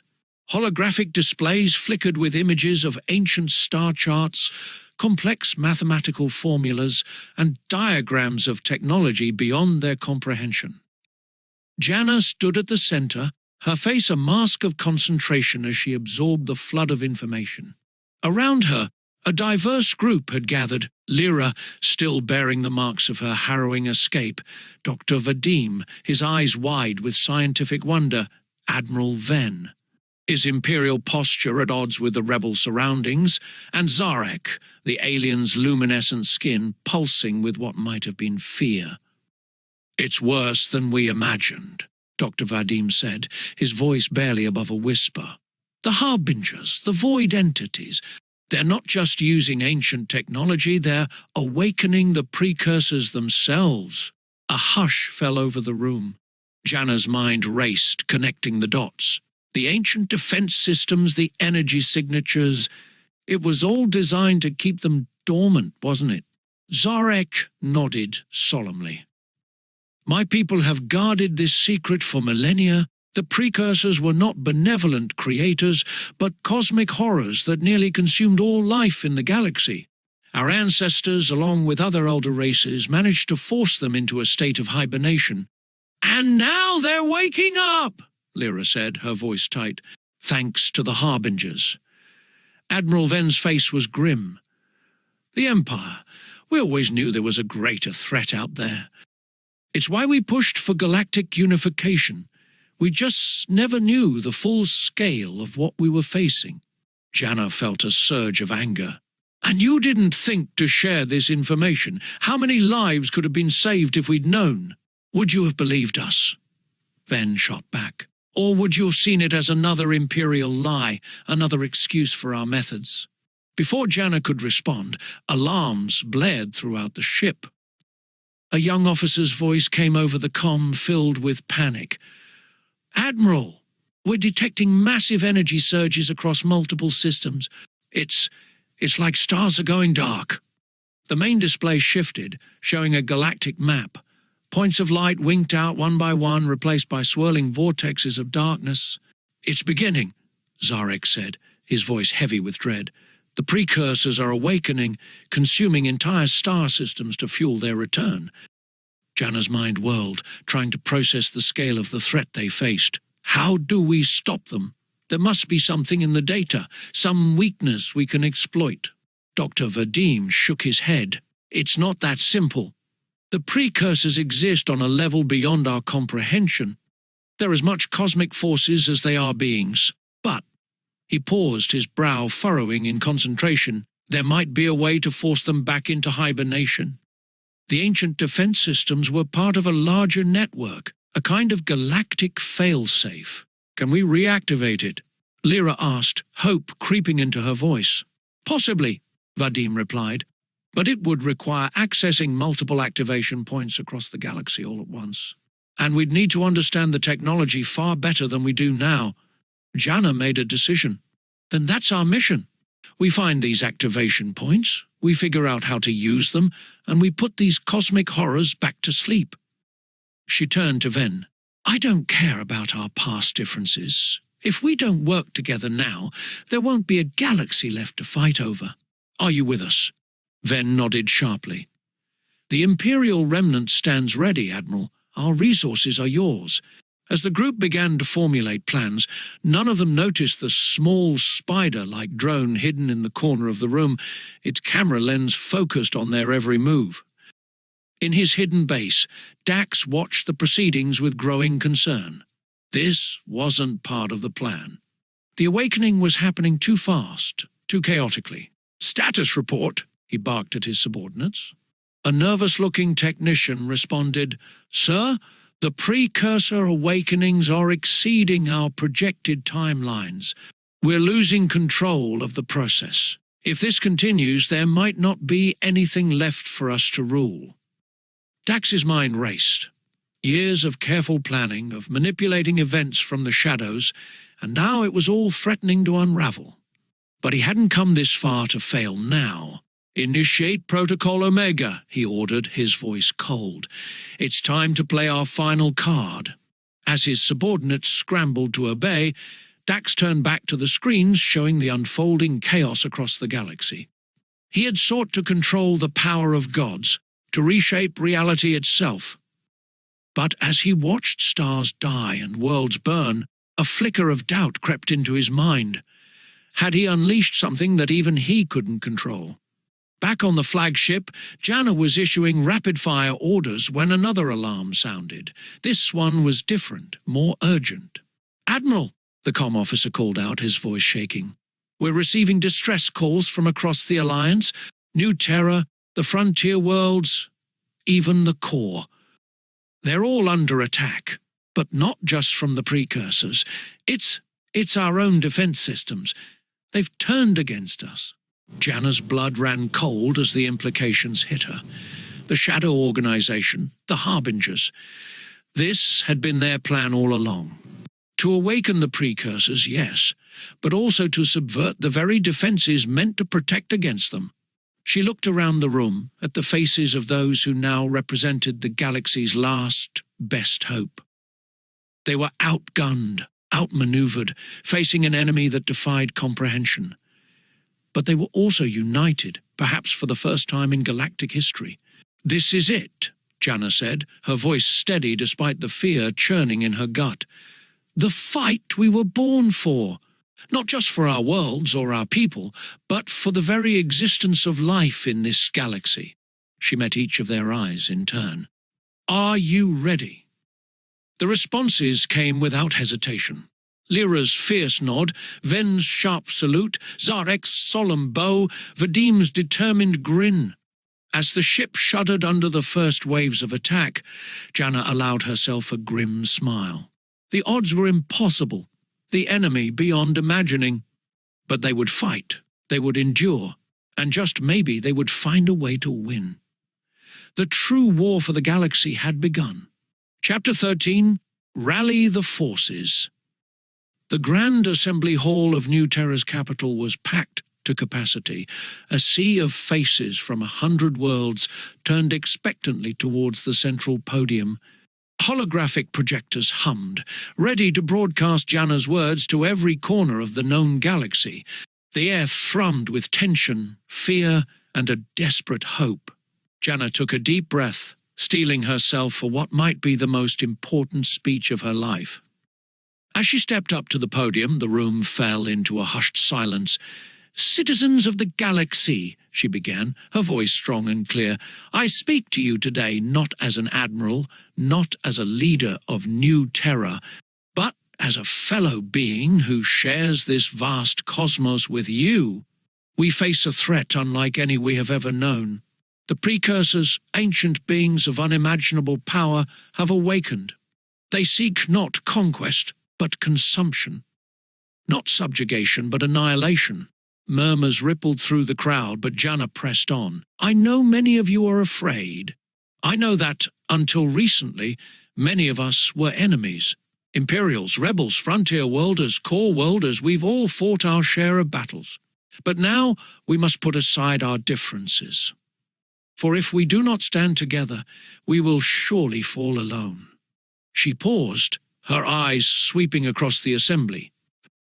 "This is not a war for territory or resources. This is not a war for ideology or revenge. This is a war for our very existence. And it is a war we can only win if we fight as one." Janna's voice grew more passionate, her words ringing out with conviction. "I call upon every world, every fleet, every being who values life and freedom to join us. Bring your ships, your weapons, your knowledge. But more importantly, bring your courage, your determination, your hope. For it is these qualities, more than any technology or strategy, that will see us through the dark days ahead." As she concluded her speech, the hall erupted into thunderous applause. Beings who had been bitter enemies mere weeks ago now stood side by side, united in purpose. Janna felt a glimmer of hope. Maybe, just maybe, they had a chance. In the aftermath of the speech, New Terra became a hive of frenzied activity.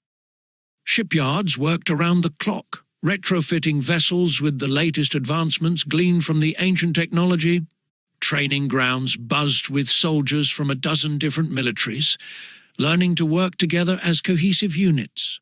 Lyra found herself at the center of this whirlwind, newly promoted to squadron leader and tasked with integrating the disparate fighter groups into a unified force.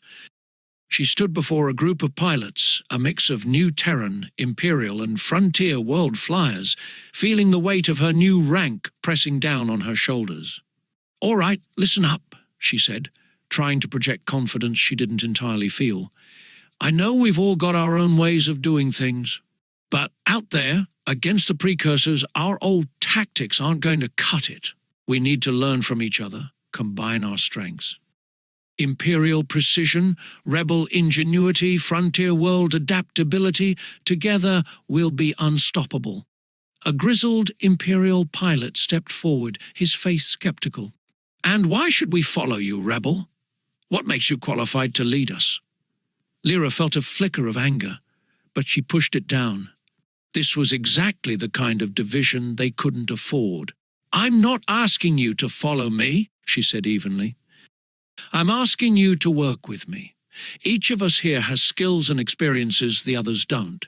If we can't figure out how to use that to our advantage, we've already lost." She turned to a simulation console, pulling up schematics of a precursor vessel.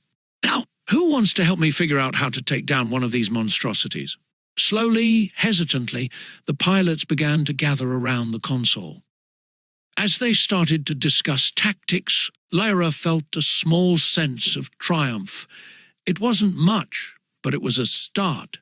In the heart of New Terra's scientific complex, Dr. Vadim pored over the data from the ancient defense systems, his eyes bleary from lack of sleep.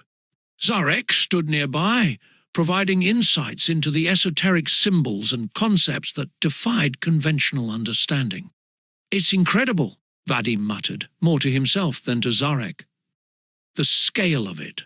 A network spanning the entire galaxy, designed to keep the Precursors in stasis. But how do we reactivate it?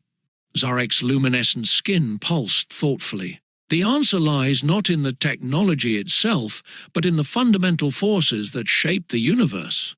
The ancients understood that reality is more flexible than we perceive it to be. Vadim looked up, his eyes wide with sudden realization. Quantum entanglement. On a galactic scale. That's how the network communicates instantaneously across vast distances. But to power something like that, would require energy on an unimaginable scale, Zarek finished. Yes, and therein lies our greatest challenge. Before Vadim could respond, an alarm blared from a nearby console. He rushed over, his face paling as he read the data streaming across the screen. "By the stars," he whispered. "They've found one. The Precursors. They've located one of the activation points." Janna stood on the bridge of her flagship, surrounded by a coalition fleet that would have been unthinkable mere months ago. Imperial dreadnoughts flew in formation with new Terran cruisers. Frontier world raiders darted between massive Varanin organic ships. It was a sight that filled her with both pride and trepidation. Admiral Venn approached, his face grim. "The fleet is assembled and ready, Admiral. We await your orders." Janna nodded, studying the tactical display before her. "Have we identified the Precursors' target?" "Yes," Venn replied. "It's a system in the Outer Rim, sparsely populated but strategically vital. If they secure that activation point, then we'll have lost our best chance of stopping them," Janna finished. She took a deep breath, squaring her shoulders. "Send word to all ships. We make our stand there. Whatever it takes, whatever the cost, we cannot let that system fall." As the massive fleet began to move, preparing to jump to light speed, Janna felt the weight of countless lives resting on her decisions. She had called for unity, had brought together the greatest armada the galaxy had ever seen. Now it was time to prove that it was enough. "May the stars guide us," she whispered, "for all our sakes." The void lit up with the flashes of 1,000 ships jumping to light speed. The battle for the future of the galaxy was about to begin. Chapter 14, Secrets of the Void. The Whisper drifted silently through the inky blackness of the void, its engines powered down to avoid detection. Inside the cramped cockpit, Lyra's eyes strained against the darkness, searching for any sign of the anomaly they'd been sent to investigate. "Anything on sensors, Klex," she whispered, though there was no reason to keep her voice down in the vacuum of space. The engineer shook his head, his face illuminated by the soft glow of his console. "Nothing yet, but if the Admiral's intel is correct, we should be approaching the coordinates soon." Lyra nodded, trying to quell the unease in her gut. This deep in the void, they were cut off from all communication with the fleet. If something went wrong, they were on their own. Suddenly, Klex's console lit up with a flurry of activity. "Contact," he hissed. "Dead ahead about 500,000 kilometers." Lyra peered through the viewport, her breath catching in her throat as she saw it. A massive structure loomed before them, its surface rippling with the same sickly green energy they'd seen in the precursor vessels. But this was no ship. It was a construct of impossible geometries, angles that seemed to bend reality itself. "By the stars," Klex breathed. "What is that thing?" Before Lyra could respond, a new alert sounded. "Multiple contacts," Klex shouted, all pretense of stealth forgotten. "Precursor ships, closing fast." Lyra's hands flew over the controls, bringing the Whisper's engines to full power. "Hang on!" she yelled as she threw the ship into a series of evasive maneuvers. Energy beams lanced past them, missing by mere meters. Lyra's mind raced, trying to recall every lesson, every bit of tactical advice she'd ever received, but nothing had prepared her for this. As a precursor ship loomed before them, its weapons charging for a killing blow, Lyra made a split-second decision. She cut the engines and fired the maneuvering thrusters, sending the Whisper into a controlled tumble directly towards the alien construct. "Lyra, what are you doing?" Klex cried, his knuckles white as he gripped his seat. "Trust me," she gritted out, her eyes fixed on the rapidly approaching structure. At the last possible second, she fired the engines, using the construct's gravity to slingshot them around its surface. The pursuing precursor ships, unable to match the maneuver, slammed into the energy field surrounding the structure, disintegrating in silent explosions. As they emerged from the other side, Klex let out a whoop of triumph. "That was either brilliance or insanity," he laughed, his voice shaky with adrenaline. Lyra allowed herself a small smile. With any luck, they won't be able to tell the difference either. Back on New Terra, Janna stood before a gathering of her top advisors and allies. The mood in the war room was tense, the air thick with unspoken fears and barely contained frustrations. "The whisper has gone dark," she said, her voice steady despite the worry gnawing at her gut. "We have to assume they've encountered the Precursors." Admiral Ven's face was grim. "Then we've lost our best chance at understanding their weaknesses. We should move the fleet now, before they can." "No," a new voice cut in, smooth and commanding. All eyes turned to see Nero, the former Imperial Admiral, being led into the room in shackles. "You're thinking too small, too." Conventionally, Janna's eyes narrowed. "And what would you suggest, Nero?" "More conquests, more subjugation." Nero's laugh was cold, devoid of humour. "Oh, Admiral Janna, still so quick to judge?" "No, what I suggest is something far more audacious. We don't need to destroy the Precursors, we need to control them." A hush fell over the room, broken only by scattered whispers of disbelief and outrage. Janna felt a chill run down her spine. "Explain," she demanded. As Nero outlined his plan, a daring scheme to hijack the very network the Precursors used to communicate across vast distances. Janna found herself torn between revulsion at the idea's audacity and a grudging admiration for its brilliance. "It's madness," Ven sputtered. "We can't trust him. He'll betray us at the first opportunity." "Perhaps," Janna said slowly. "But can we afford not to consider every option, no matter how distasteful?" The debate raged on, tensions rising as former enemies argued over the fate of the galaxy. In the midst of it all, Janna caught Nero's eye.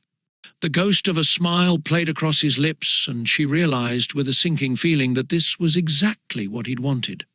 To sow discord, to remind them all of the fragility of their alliance. But before she could confront him, an urgent message came through. It was from Dr. Vadim. "Admiral!" The scientist's voice crackled with excitement and fear in equal measure. "We've done it. We've managed to activate one of the ancient defense nodes, but there's something you need to see. Something terrible." In the depths of New Terra's research complex, Dr. Vadim and Zarek stood before a pulsing orb of energy, its surface crawling with symbols of mind-bending complexity. "It's beautiful," Vadim breathed, his eyes wide with wonder. Zarek's luminescent skin flickered with what might have been unease. "Beauty can be the most dangerous lure of all, Doctor. What we've awakened here, it may be beyond our ability to control." As if in response to his words, the orb suddenly flared with blinding light. When their vision cleared, a holographic image hung in the air before them. A map of the galaxy, crisscrossed with lines of energy that pulsed in time with some unheard rhythm. "The network," Vadim whispered. "We're seeing the entire defense grid." But as they watched, points of light across the map began to wink out, replaced by swirling vortexes of darkness. The Precursors consuming entire star systems. "No," Zarek said, his voice heavy with dread. "We're seeing their plan, their pattern of consumption. And if these calculations are correct..." He trailed off, unable to finish the thought. But Vadim saw it too. The pattern, the inevitable conclusion. "They're not just consuming," he said, his voice barely above a whisper. "They're reshaping, remaking the entire galaxy in their image." As the implications sank in, both scientist and alien stood in stunned silence, watching as the holographic galaxy before them was slowly, inexorably, consumed by darkness. Chapter 15. Battle Lines. The void of space erupted into a kaleidoscope of destruction as the Allied fleet engaged the first wave of Precursor forces. Energy beams lanced across the darkness, torpedoes left fiery trails in their wake, and fighters danced deadly ballets between capital ships. On the bridge of her flagship, Janna's eyes darted between tactical displays, her mind racing to process the unfolding chaos. "Status report," she barked. "Precursor forces are pushing hard on our left flank," Captain Thara responded, his bioluminescent skin pulsing with tension. "The Frontier World ships are taking heavy losses." Janna's jaw clenched. "Redirect the Veronin cruisers to support them." We can't let them break through. As orders were relayed and ships maneuvered, Janna couldn't shake the feeling that something was off. The Precursors' tactics seemed predictable, almost as if. Her thoughts were interrupted by a priority transmission. Admiral Ven's face appeared on the main screen, his expression grim. "Janna, we have a problem. The core world representatives are threatening to withdraw their forces unless we pull back to defend their territories." Janna felt a surge of frustration. Even now, with the fate of the galaxy hanging in the balance, politics threatened to tear them apart. "Put them through," she said, steeling herself for the confrontation. The haughty face of Councillor Elise flickered into view. "Admiral, this is madness. We're sacrificing our best ships in a battle we can't win. We must retreat and fortify our core systems." "Councillor," Janna began, fighting to keep her voice level, "if we don't stop the Precursors here, there won't be any core systems left to defend. We need every ship, every fighter if we're going to have a chance." Elise's eyes narrowed. "And who decided you should be the one making that call? The alliance was formed for mutual defence, not to throw our forces away on some fool's errand." Before Janna could respond, another voice cut in, smooth, charismatic, and utterly unexpected. "Perhaps I can offer a solution." All eyes turned to see Nero, somehow free of his restraints, standing calmly on the bridge. Janna's hand instinctively went to her sidearm, but Nero raised his hands in a placating gesture. Now, Admiral. Is that any way to treat the man who's about to save your fleet?" He turned to address Elise. "Councillor, what if I told you there was a way to not only defeat the Precursors, but to turn their power to our advantage?" Elise's interest was piqued, despite her obvious distrust. "Go on." As Nero outlined his plan, a daring scheme to hijack the Precursors' communication network, Janna felt a chill run down her spine. It was brilliant, audacious, and utterly terrifying in its implications. "This is insanity," Ven growled. "We can't trust him." But Janna could see the tide turning. Elise and the other political leaders were nodding, their eyes gleaming with the possibility of not just survival, but power beyond imagining. Before she could interject, a massive explosion rocked the ship. Alarms blared as damage reports flooded in. "Admiral," Thara shouted, "3 Precursor dreadnoughts just dropped out of hyperspace. They're tearing through our right flank." Janna's mind raced. They were out of time, out of options. "Do it," she said, the words tasting like ash in her mouth. "Nero, implement your plan. But know this, if you betray us, I'll personally ensure you suffer a fate worse than anything the Precursors could inflict." Nero's smile was cold. "My dear Admiral, at this point our fates are inexorably linked. Betrayal would be counterproductive." As Nero began issuing orders, coordinating with the science teams to interface with the Precursor network, Janna turned her attention back to the battle. But even as she directed ships and fighters, a part of her mind was racing ahead, trying to anticipate Nero's true endgame. Deep in the heart of New Terra, in a bunker far below the surface, Dax watched the unfolding battle with growing unease. This wasn't how it was supposed to go. The Precursors were awakening too quickly, too chaotically. And now Nero, that wild card, was implementing a plan that could upset everything. "Sir," one of his subordinates called out, "we're detecting unusual energy signatures from the Allied flagship. It appears they're attempting to interface with the Precursor network." Dax's eyes narrowed. "Nero," he muttered. "Always one step ahead." He turned to his team. "Accelerate the timeline. Initiate Protocol Omega. It's time we showed the galaxy the true face of its masters." As his agents scrambled to obey, Dax allowed himself a grim smile. The Shadow Organization had planned for this moment for millennia. Let Janna and Nero play their games. In the end, it would all serve the greater purpose. Back on the flagship, Lyra's voice crackled over the comm. "Admiral, Crimson's squadron is in position. We're ready to make our run on the lead Precursor dreadnought." Janna took a deep breath. This was it, the moment that could turn the tide of the battle and possibly the war. "You have a go, Crimson leader. May the stars guide you." As Lyra's squadron of fighters streaked towards their target, weaving through a maelstrom of enemy fire, Janna felt the weight of countless lives resting on her decisions. She had forged an alliance of former enemies, had gambled everything on this battle, and now she had put her faith in the plan of a man she once swore to destroy. The universe, it seemed, had a twisted sense of humour. A blinding flash lit up the view screen as Lyra's torpedoes found their mark, tearing a gaping hole in the Precursor dreadnought's hull. A cheer went up from the bridge crew, but Janna's celebration was short-lived. "Admiral!" Thara's voice was tight with barely contained panic. "We're detecting a massive energy surge from the damaged Precursor ship. It's unlike anything we've ever seen."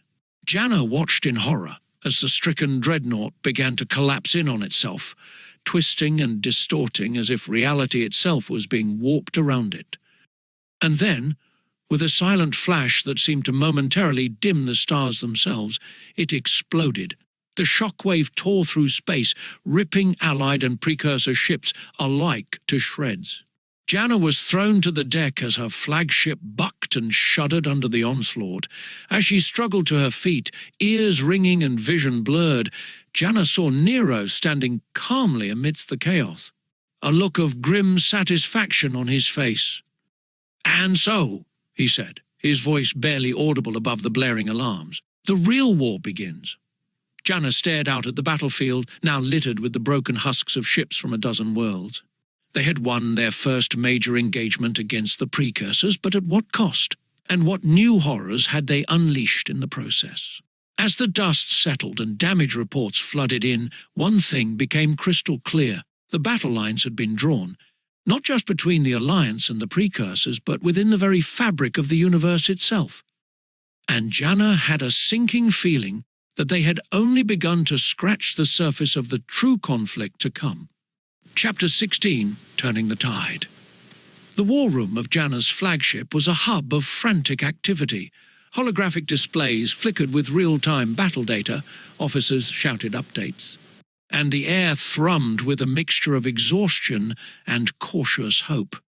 They had been fighting for days, pushing the Precursor forces back inch by bloody inch. Janna stood at the centre of it all, her face etched with fatigue, but her eyes burning with determination. "Status report," she commanded, her voice cutting through the chaos. Captain Thara stepped forward, his bioluminescent skin pulsing with a mix of excitement and trepidation. "Admiral, the Precursor fleet is in full retreat. We've managed to drive them out of the Nexus sector."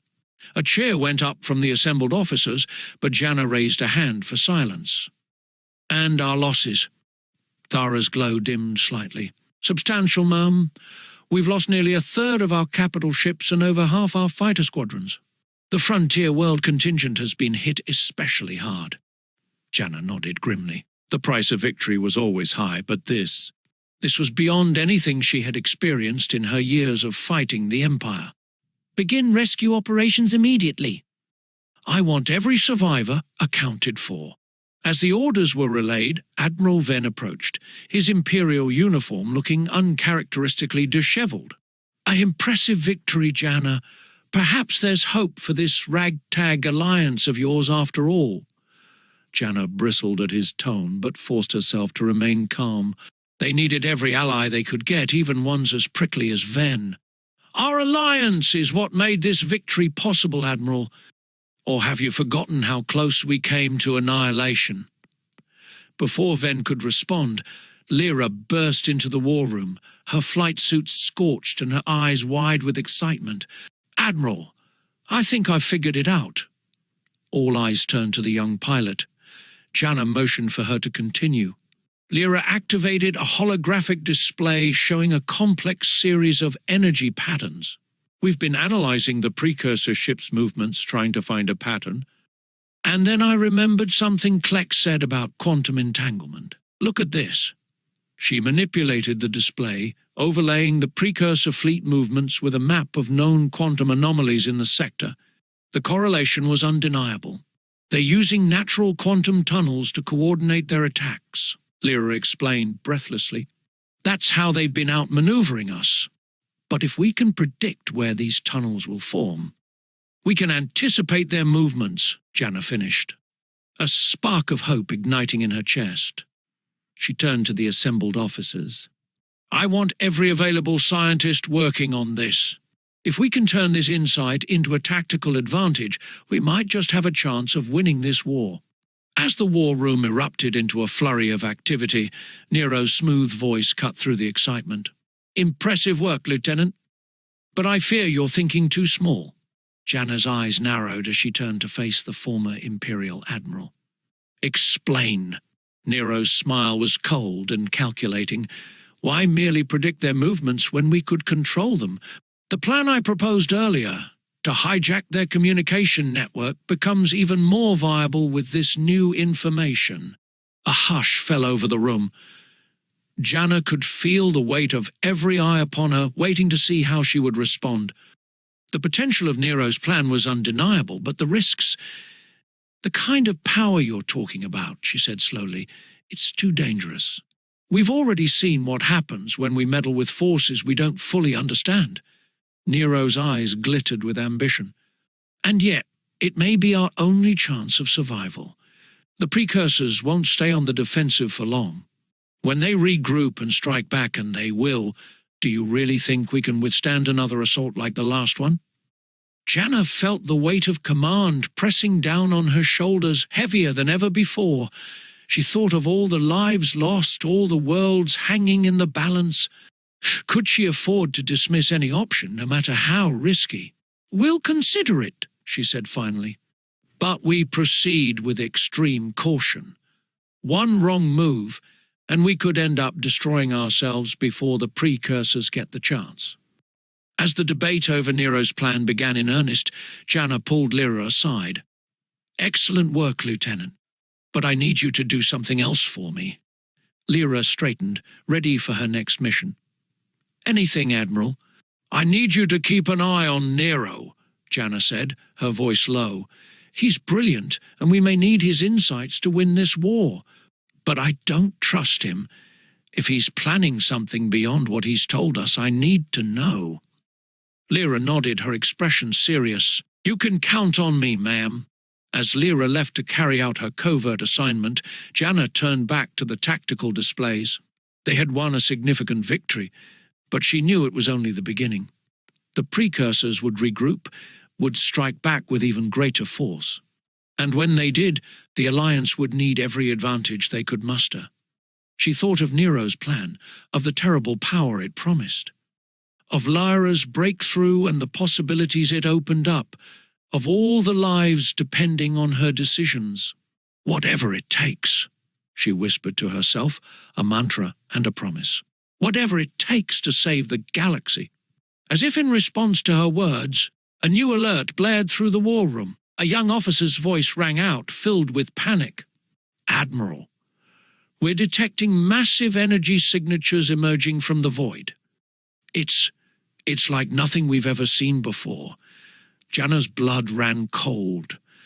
The Precursors' counterattack had begun, and it was already beyond anything they had anticipated. As she began barking orders, mobilizing their battered fleet for another desperate stand, one thought echoed in her mind. The tide may have turned in their favor, but the true test was yet to come. And the fate of every living being in the galaxy hung in the balance. Chapter 17, Into the Abyss. The vastness of space seemed to warp and twist around the Allied fleet as they pushed deeper into Precursor-controlled territory. Janna stood on the bridge of her flagship, the Defiant, her eyes fixed on the tactical display showing their progress towards the heart of enemy space. We're approaching the outer perimeter of their staging area, Admiral, Captain Thara reported, his bioluminescent skin pulsing with nervous energy. Long-range scans are picking up. Anomalies, like nothing we've ever seen before. Janna nodded grimly. They'll be expecting us. All ships, battle formation Delta. Lyra, you have tactical command of our fighter squadrons. Use those quantum tunnel predictions to keep our pilots one step ahead. Understood, Admiral, Lyra's voice crackled over the comm. Crimson Squadron is ready to dance. As the fleet moved forward, the very fabric of space seemed to ripple and distort. Swirling vortexes of energy erupted around them, disgorging precursor ships of nightmarish design. "All ships open fire," Janna commanded. The void lit up with a dazzling array of energy weapons, filling the space between the fleets with deadly beauty. Aboard her fighter, Lyra's hands danced over the controls, guiding her squadron through the chaos. "Crimson 3, 4, on me! We've got a quantum tunnel forming at coordinates 227 Mark 18. That's our opening." The fighters dove through the shimmering rift just as a massive precursor dreadnought emerged.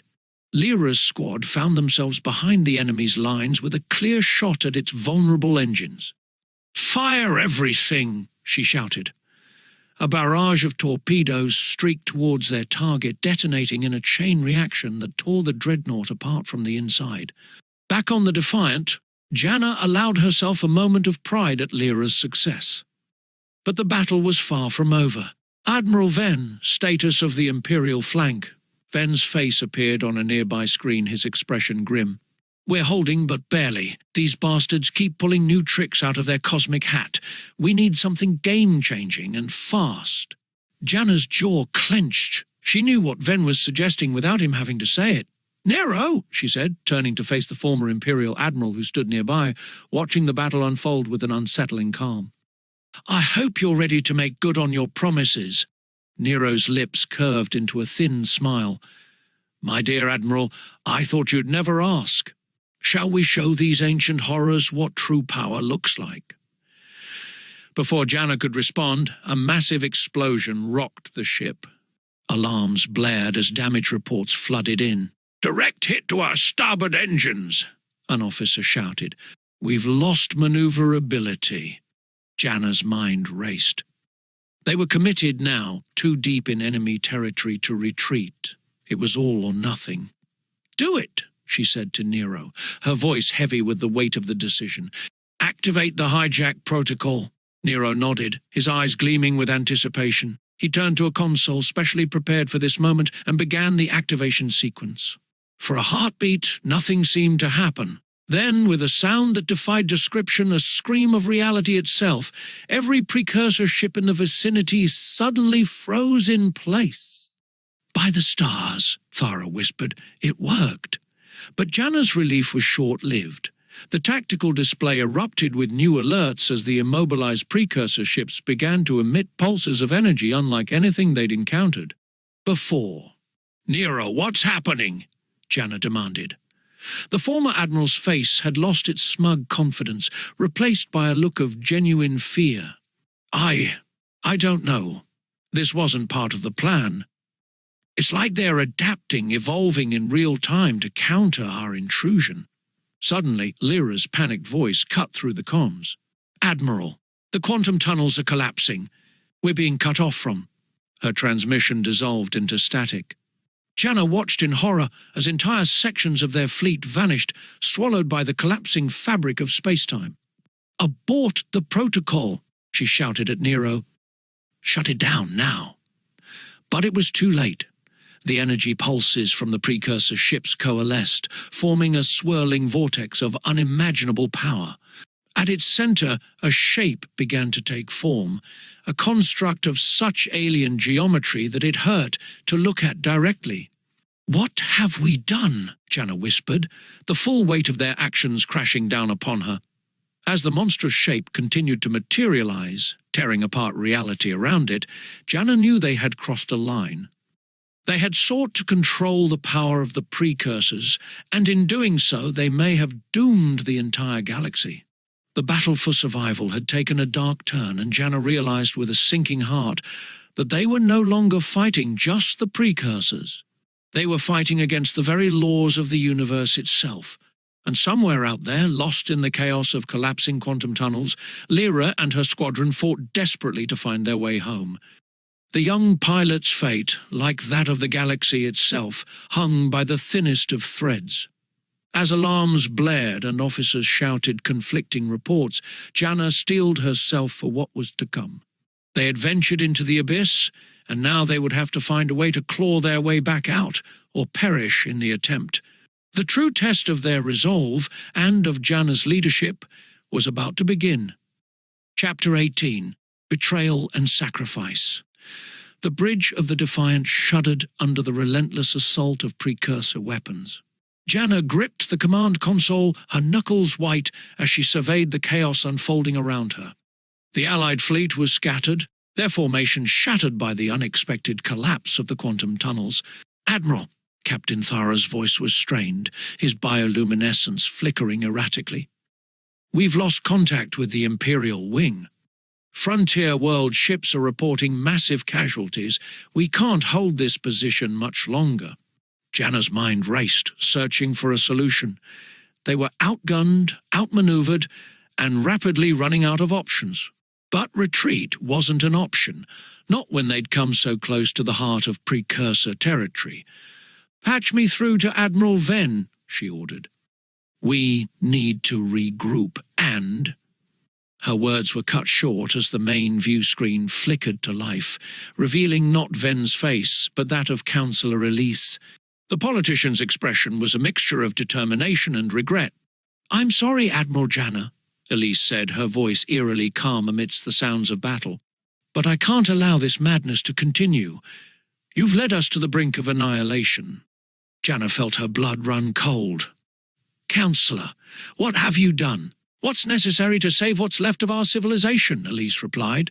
"The core worlds are withdrawing from this conflict. We've come to an arrangement with the Precursors." The implications hit Janna like a physical blow. Betrayal at the moment when unity was most crucial. "You can't bargain with them, Elise. They'll consume everything in their path." But the Councillor's image had already vanished, replaced by the terrifying sight of the core world ships turning their weapons on their former allies. "Evasive maneuvers," Janna shouted, even as her mind reeled from the shock of betrayal. "All ships break formation," and a massive explosion rocked the Defiant, cutting off her orders. Warning klaxons blared as system after system went dark. "Direct hit to our primary reactor," an officer called out, his voice barely audible over the chaos. "We're losing power across all decks." Janna watched in horror as a Precursor dreadnought loomed before them, its weapons charging for a killing blow. This was it, she realized. After everything they'd been through, this was how it would end. But just as the dreadnought prepared to fire, another ship surged into view, the battered form of Corvus's flagship, the Retribution. Janna Corvus's gruff voice crackled over the comm. "Get your people out of there. We'll hold them off." "Corvus, no," Janna cried, understanding immediately what he intended. "There has to be another way." She could almost hear the sad smile in his voice. "Not this time, old friend. It's been an honor. Now go, save what's left of the galaxy. Make it count." Before Janna could protest further, the Retribution accelerated, ramming itself directly into the Precursor dreadnought. The resulting explosion was blinding, the shock waves sending the Defiant tumbling end over end. As the light faded and the ship's stabilizers kicked in, Janna stared at the empty space where Corvus and his crew had made their final stand. A mixture of grief and rage welled up inside her, threatening to overwhelm her. "Admiral," Thara's gentle voice broke through her shock, "we have to move. The Precursors are regrouping." Janna nodded numbly, forcing herself back into the role of leader. "Status report. How many ships do we have left?" The numbers were grim. Less than a third of their fleet remained operational, and those that survived were badly damaged. But they were alive, and as long as they drew breath, there was hope. "Set course for the rendezvous point," Janna ordered, her voice steady despite the turmoil within. "And keep scanning for Lyra's squadron. We're not leaving anyone behind if we can help it." As the battered remnants of the Allied fleet limped away from the battlefield, Janna couldn't shake the feeling that they had crossed a point of no return. Elise's betrayal, Corvus's sacrifice, the cost of this war was mounting with every passing moment. But even as despair threatened to take hold, a new determination blazed within her. They had come too far, lost too much, to give up now. Whatever it took, whatever the cost, They would find a way to end this. The Precursors had shown their hand, unleashing power beyond imagination. But in doing so, they had also revealed their desperation. There was a weakness there, hidden beneath the awesome display of cosmic might, and Janna was determined to find it. As the Defiant jumped to hyperspace, leaving behind a graveyard of shattered ships and broken dreams, Janna made a silent vow. To Corvus, to all those who had fallen, and to the countless lives still hanging in the balance, this wasn't over. Not by a long shot. The final battle for the fate of the galaxy was yet to come, and when it did, Janna and her allies would be ready, no matter the cost. Chapter 19, The Final Gambit. The war room of the Defiant was silent, the air heavy with the weight of countless losses and the grim reality of their situation. Janna stood before the assembled leaders of what remained of the Alliance, her face etched with determination and the scars of recent battles. "We've run out of options," she began, her voice steady despite the exhaustion evident in her eyes. "The Precursors have proven too powerful for conventional tactics. If we don't end this war soon, there won't be a galaxy left to save." She activated a holographic display, showing a complex schematic of a weapon unlike anything they had seen before. "This is Project Nemesis. It's a weapon designed to target the quantum entanglement network the Precursors use to coordinate their forces and maintain their connection to our reality." Admiral Venn leaned forward, his eyes narrowing as he studied the display. "Is this based on Imperial technology?" Janna nodded grimly. "Yes. Ironically, the Empire's research into weaponizing quantum mechanics may be our last hope. If we can disrupt the Precursors' network, we might be able to cut them off from their power source and force them back into dormancy." A murmur rippled through the assembled leaders. Zarek, his luminescent skin pulsing with concern, spoke up. "Admiral, the energy required to power such a weapon. It would be catastrophic. Entire star systems could be destabilized." "He's right," Dr. Vadim interjected, his usual excitement replaced by grave concern. "The collateral damage would be unimaginable. We'd be sacrificing billions to save trillions." Janna's jaw clenched. "I know the cost. Believe me, I've spent every waking moment trying to find another way. But we're out of time and out of alternatives. The Precursors are consuming entire sectors. If we don't stop them now, everyone dies." The room erupted into heated debate. Voices raised in anger, fear, and desperate hope. Janna let it wash over her, knowing that each person in this room was grappling with the same moral quandary that had kept her awake for days. Nero's smooth voice cut through the chaos. "My dear Admiral, I never thought I'd see the day when you'd consider a plan more ruthless than anything the Empire ever devised. I'm almost impressed." Janna turned to face him, her eyes blazing. "This isn't about impressing anyone, Nero. It's about survival, pure and simple." "Oh, I agree entirely," Nero replied, a cold smile playing across his lips. "I'm merely pointing out the irony. The rebel leader, willing to sacrifice billions to save the galaxy. It seems the burden of command has changed you." Before Janna could respond, Lyra stepped forward. "With all due respect, Admiral, there has to be another way. Something more precise." Janna felt a glimmer of hope at the determination in the young pilot's eyes. "What do you have in mind, Lieutenant?" Lyra activated another display, showing the structure of the Precursor command ship they had glimpsed during their last battle. "We've analyzed the data from our previous encounters. There's a central node here," she pointed to a pulsing core deep within the ship. "That seems to act as a focal point for their quantum network. If we could plant explosives there—" "A surgical strike," Venn mused, nodding appreciatively. "It's risky, but it could work, and it would avoid the collateral damage of the Nemesis weapon."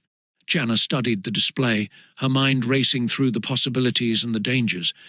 It would require a small team to infiltrate the command ship. "A suicide mission in all likelihood." "I'll lead it," Lyra said without hesitation. Janna felt a surge of pride mixed with fear for her protégé. "Lyra, I can't ask you to." "You're not asking, Admiral. I'm volunteering. This is what you trained me for." The room fell silent as the weight of the moment settled over everyone. Janna looked around, seeing the mix of hope and resolve on the faces of her allies. Even Nero seemed impressed by the audacity of the plan. "Very well," Janna said finally. "Lyra, assemble your team. Choose the best of the best.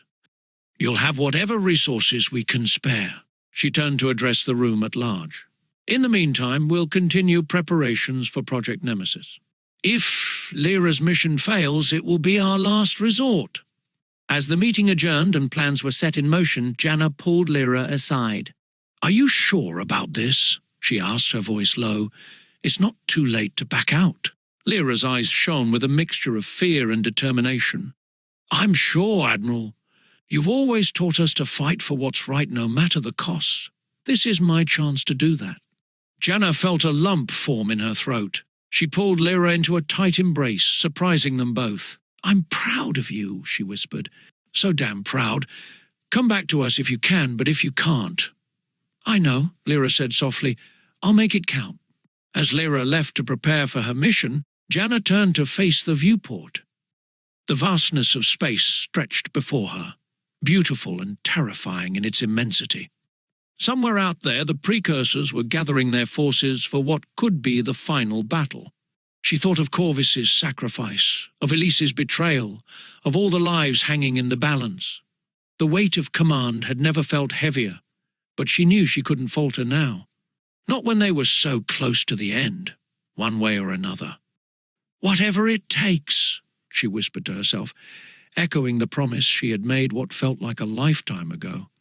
"Whatever it takes to save the galaxy." As the Defiant and its battered fleet prepared for their final push, Janna allowed herself one last moment of quiet reflection. Tomorrow they would either save the galaxy or watch it burn, and the fate of everything rested on the shoulders of a young pilot and her small team of commandos, about to embark on the most daring mission in the history of the cosmos. Chapter 20. Darkness Falls. The void of space erupted into a maelstrom of light and destruction as the Allied fleet engaged the Precursor Armada. Janna stood on the bridge of the Defiant, her eyes darting between tactical displays and the viewport, where reality itself seemed to warp and twist under the strain of the cosmic battle. "Status report," she barked, her voice steady despite the chaos surrounding them. Captain Thara's bioluminescence pulsed rapidly as he responded. "Our forward lines are holding, Admiral, but barely. The Precursors are throwing everything they have at us." Janna nodded grimly. "They know what's at stake. Keep our forces concentrated on their flagship. We need to buy Lyra and her team enough time to complete their mission." As if summoned by her words, Lyra's voice crackled over the comm. "Admiral, we're approaching the target. Resistance is heavy, but we're pushing through." "Copy that, Crimson Leader," Janna replied, allowing a hint of pride to colour her voice. "You know what to do. May the stars guide you." As the transmission cut off, Janna turned her attention back to the battle. The Allied fleet was a patchwork of former enemies. New Terran cruisers flying alongside Imperial dreadnoughts, frontier world raiders darting between Veranin organic ships. It was a sight that would have been unthinkable mere months ago, but even their combined might seem insignificant against the awesome power of the Precursors. As Janna watched, a swirling vortex of dark energy engulfed an entire wing of their fleet, erasing them from existence. "Admiral," Dr. Vadim's panicked voice came over the comm. "The Precursors are tearing holes in the fabric of space-time. If this continues, they'll destabilize this entire sector." Janna's mind raced. They were running out of time. "Nero," she called out, turning to the former Imperial Admiral, "is the Nemesis weapon ready?" Nero's face was grim as he nodded. "It is. But I hope you understand the consequences of using it, Admiral. The collateral damage will be extensive." "I know," Janna said softly, the weight of billions of lives pressing down on her shoulders. "But if Lyra's team fails, it may be our only option." As if on cue, the main view screen lit up with a transmission from the Precursor flagship. Lyra's face appeared, streaked with sweat and grime. "Admiral, we've reached the central node, but—" She paused, her expression a mix of awe and terror. There's something you need to see. The camera panned, revealing a massive chamber pulsing with ethereal energy.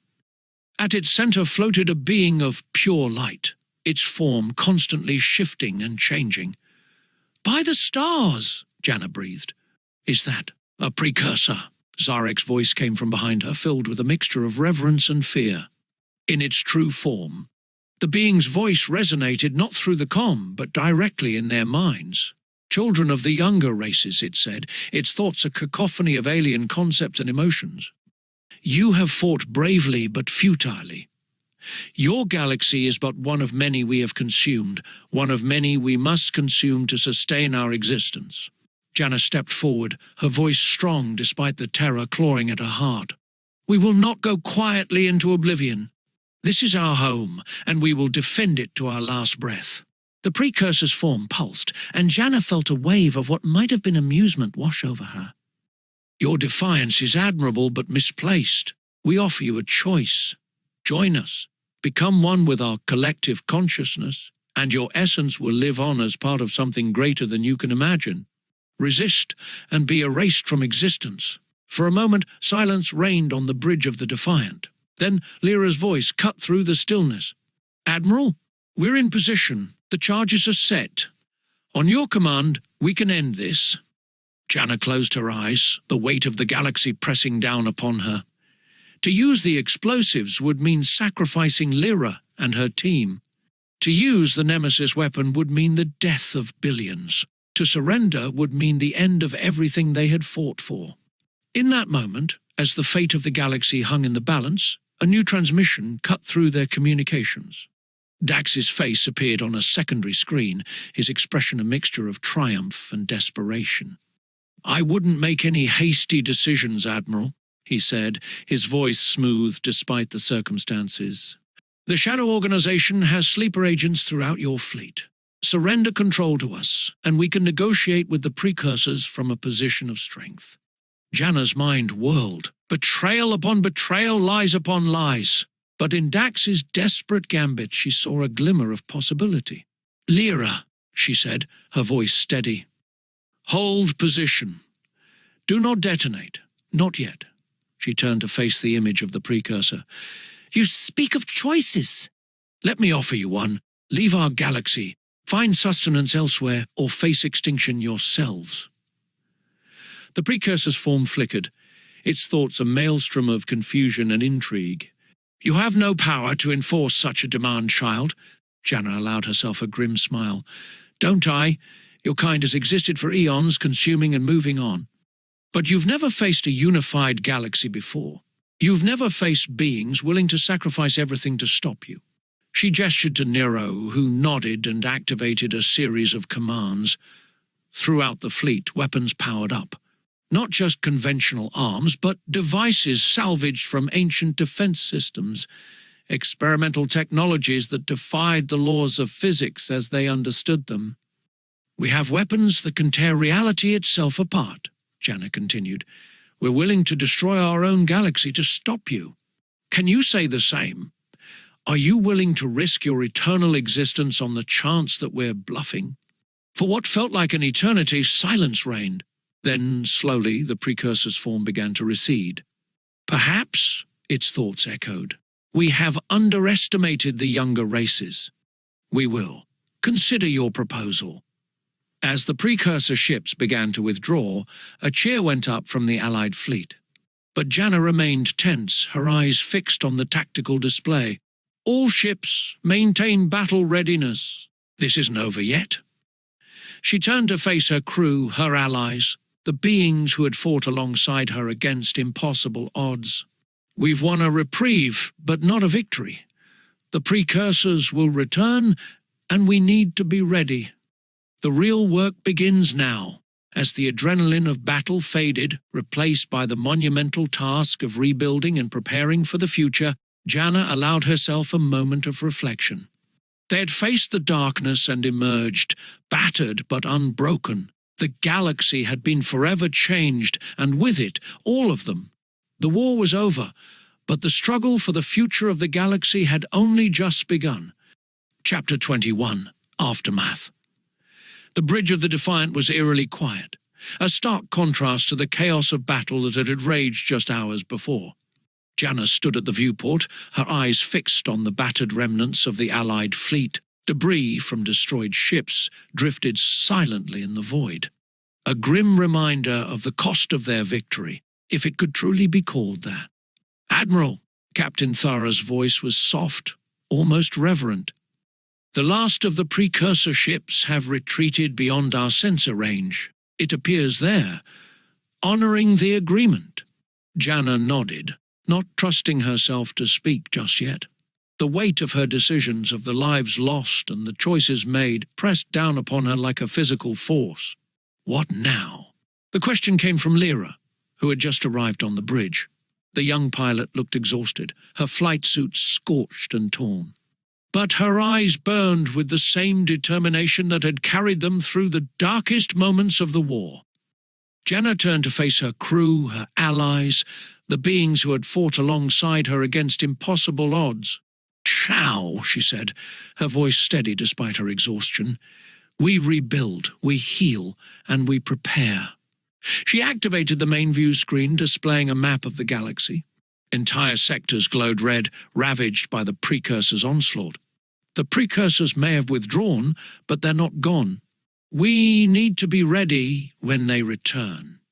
Admiral Ven stepped forward, his Imperial bearing at odds with the rebel surroundings. "And how do you propose we do that, Admiral? Our fleets are decimated, our world's in ruins. The core worlds have betrayed us, and the frontier zones are in chaos." "We do it together," Janna replied, her gaze sweeping across the assembled leaders.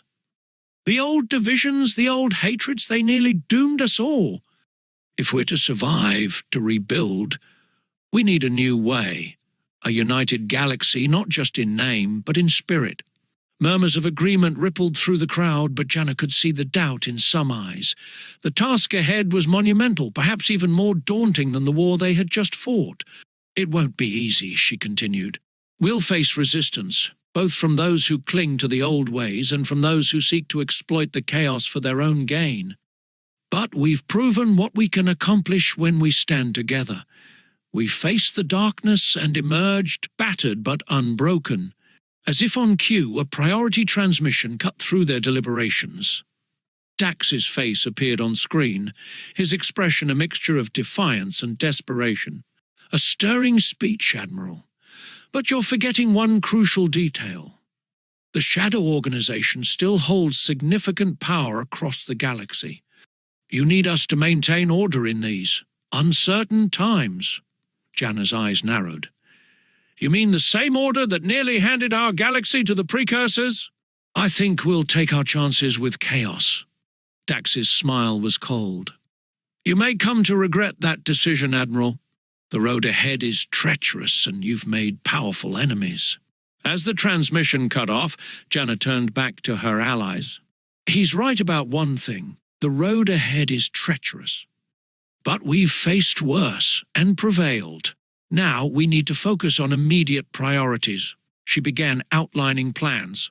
Relief efforts for the hardest-hit worlds, the establishment of a temporary governing council, the formation of rapid response fleets to deal with any lingering precursor threats.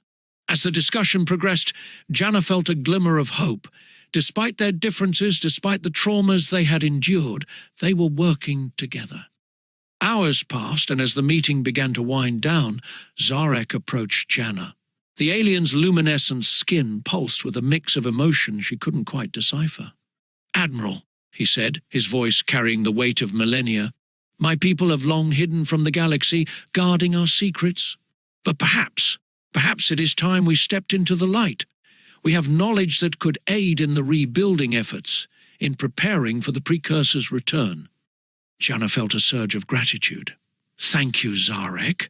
Your people's wisdom will be invaluable in the days to come." As the allies dispersed, each to their own tasks, Janna found herself alone with Lyra. The young pilot studied her mentor, concern evident in her eyes. "How are you holding up, Admiral?" Lyra asked softly. Janna allowed herself a weary smile. "I'm still standing? That's something, I suppose." She paused, choosing her next words carefully. "Lyra, I want you to know, I'm proud of you. So damn proud. You've grown into a leader I'm honored to serve alongside." Lyra's eyes widened at the praise.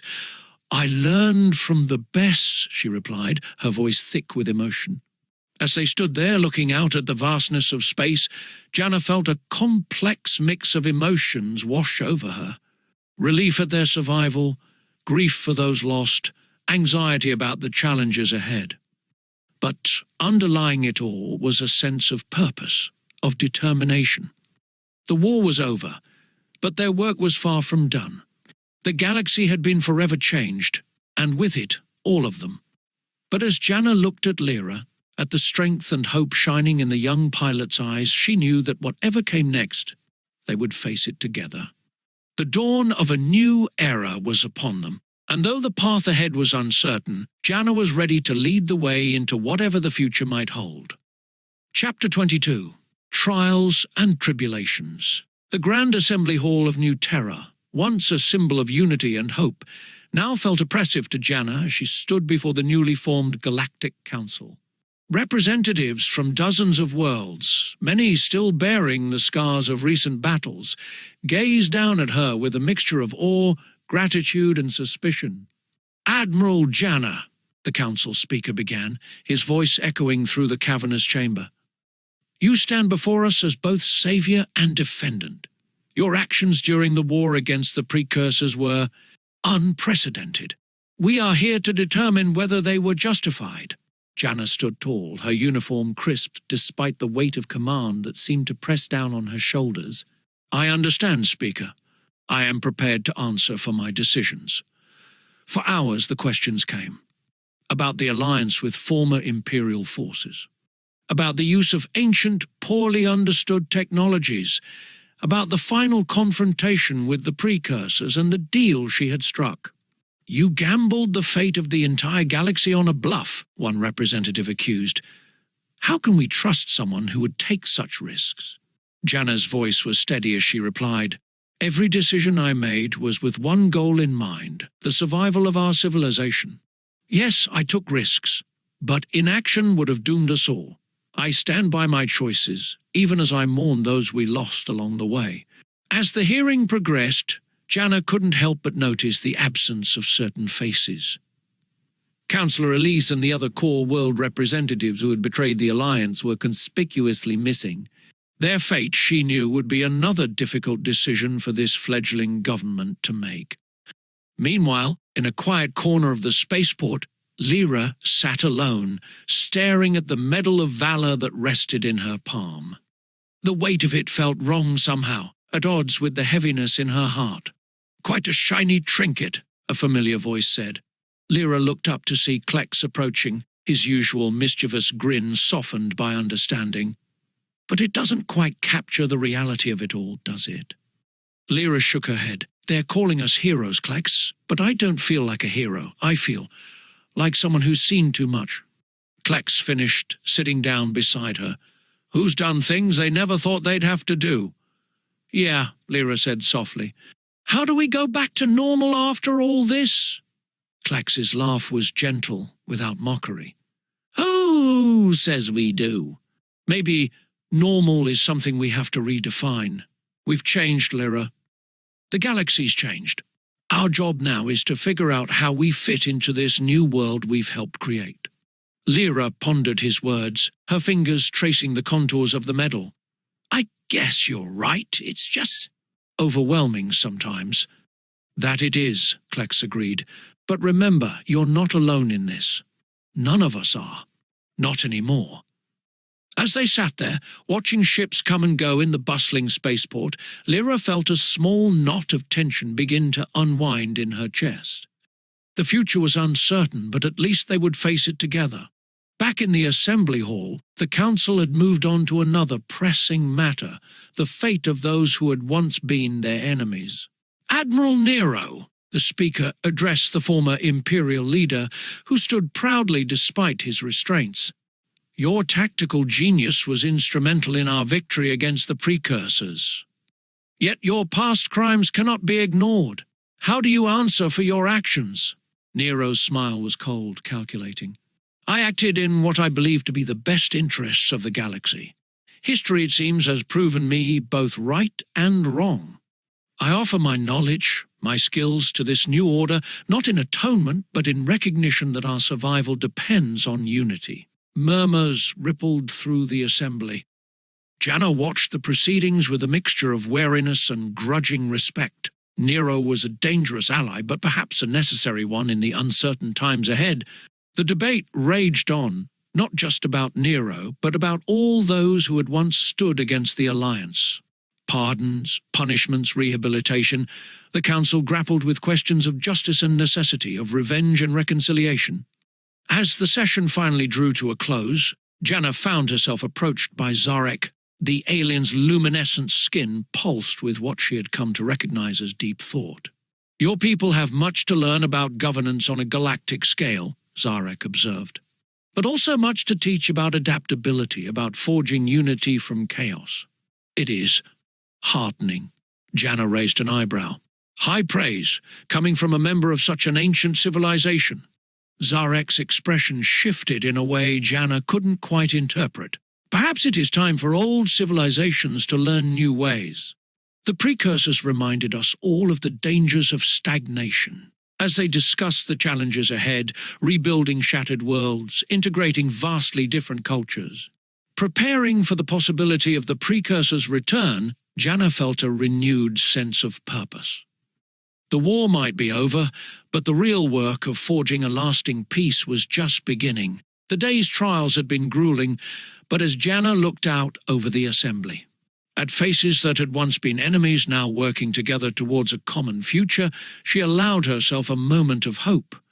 They had survived the darkness. Now it was time to build something worthy of that survival. The path ahead was uncertain, fraught with political pitfalls and the ever-present threat of old hatreds resurfacing. But as Janna caught Lyra's eye across the room, seeing the same determination reflected there, she knew they were ready to face whatever challenges lay ahead. The galaxy had been reforged in the crucible of war. Now it was up to them to shape it into something stronger, something united, a civilization that could stand against any threat, internal or external. The real trial was just beginning. Chapter 23. Rebuilding and Remembrance. The skeletal framework of New Terra's rebuilt Capitol dome stretched towards the sky, a testament to the resilience and determination of a galaxy in recovery. Janna stood at the base of the structure, surveying the bustling activity around her. Construction droids and workers from a dozen species labored side by side, their efforts a microcosm of the larger galactic rebuilding. "Impressive progress," Admiral Ven remarked, joining her at the observation point. 6 months ago this was nothing but rubble." Janna nodded, a small smile tugging at her lips. "It's a start, but we've got a long way to go." Their conversation was interrupted by the arrival of Zarek, his luminescent skin pulsing with excitement. "Admiral, Imperial Emissary," he greeted them. "I bring news from the frontier zones. The terraforming project on Novus Prime is ahead of schedule. Within a year, it should be habitable again." "That's welcome news," Janna said. "We need every world we can get to resettle refugees," as they discussed the myriad reconstruction projects underway across the galaxy. Janna couldn't help but marvel at how much had changed. Former enemies now worked together, pooling resources and knowledge for the common good. The challenges were immense, but so was their resolve. Later that day, Janna found herself in a quieter, more somber setting. The new Terran Memorial Grove was filled with dignitaries and ordinary citizens alike, all gathered to honor the countless lives lost in the war against the Precursors. At the center of the grove stood a magnificent holographic monument. As Janna watched, it cycled through images of fallen heroes from every world, every species that had joined the fight. The sight brought a lump to her throat. Lyra appeared at her side, her dress uniform immaculate. "It's beautiful," she said softly, "and heartbreaking." Janna nodded, unable to speak for a moment. When she finally found her voice, it was heavy with emotion. "They gave everything for this, for the chance at a future. We owe it to them to make that future worthy of their sacrifice." As the memorial service began, Janna took her place at the podium. Looking out over the sea of faces, she saw grief, hope, and determination in equal measure. "We gather here today," she began, her voice carrying across the hushed crowd, "not just to mourn our losses, but to celebrate the spirit that carried us through our darkest hours. Each name, each face we honor here, represents a story of courage, of sacrifice, of unwavering hope in the face of cosmic horror." She paused, letting her words sink in. "But our tribute to them cannot be limited to words and monuments. We honor them best by building the future they fought for. A future of unity, of progress, of a galaxy that stands together against any threat."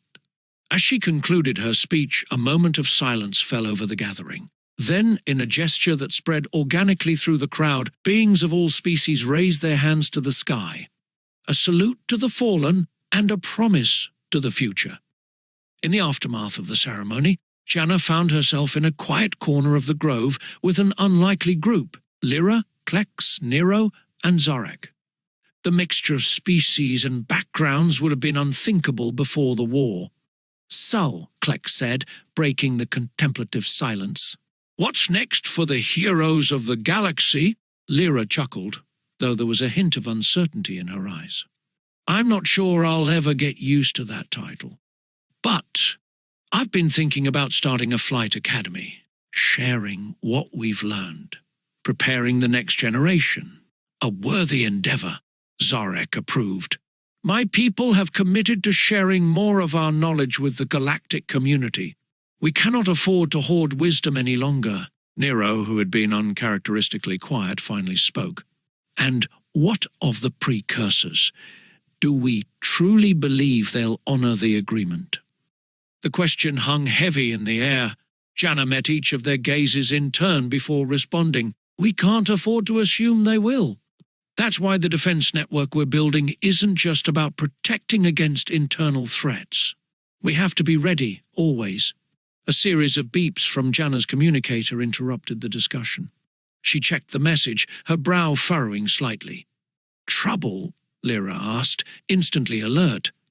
Janna shook her head. "Not exactly, but it seems our work is never done. There's been an incident in the Outer Rim. Looks like some remnants of the Shadow Organization trying to stir up trouble." As the group began to discuss this new development, none of them noticed the small, spider-like drone hidden in the foliage nearby. Its camera lens focused intently on their gathering. Light years away, in a hidden base on the fringes of known space, a figure watched the feed from the drone with great interest. The room was dark, illuminated only by the glow of multiple screens showing various sectors of the galaxy. "Enjoy your moment of peace," the figure murmured, its voice a mixture of bitterness and determination. "The game is far from over." On one of the screens, a star chart showed a series of coordinates pulsing with an ominous red light. The figure smiled, a cold, calculating expression. The Precursors were just the beginning. The true test is yet to come. As alarms began to sound, signaling the start of some new, clandestine operation, the figure turned away from the screens. The rebuilding of the galaxy was well underway, but in the shadows, new threats were already taking shape. The next chapter in the galaxy's story was about to unfold. Chapter 24, New Horizons. The observation deck of New Terra's orbital station offered a breathtaking view of the planet below. Janna stood at the viewport, watching as ships from a dozen worlds came and went, a constant flow of commerce and diplomacy that would have been unthinkable just a year ago. "Quite a sight, isn't it?" Lyra's voice broke through Janna's reverie. The young woman joined her at the window, her new officer's uniform crisp and polished. Janna smiled, a mixture of pride and melancholy in her eyes. "It never gets old, seeing all those ships, all those species working together. It's what we fought for. And now we have to make sure it lasts," Lyra said, her tone serious despite the excitement evident in her bearing. Janna turned to face her protégé. "That's right, which is why I've asked you here. The Galactic Council has approved the formation of a new rapid response force. We need someone to lead it, someone who understands the importance of unity, of working across old boundaries. Lyra's eyes widened as the implication sank in. "Admiral, are you saying—" "I'm saying the job is yours if you want it, Commander," Janna said, unable to keep a hint of pride from her voice. "You've more than earned it." For a moment, Lyra was speechless. Then, squaring her shoulders, she nodded. "I'd be honored, Admiral. I won't let you down." "I know you won't," Janna replied softly. "You never have."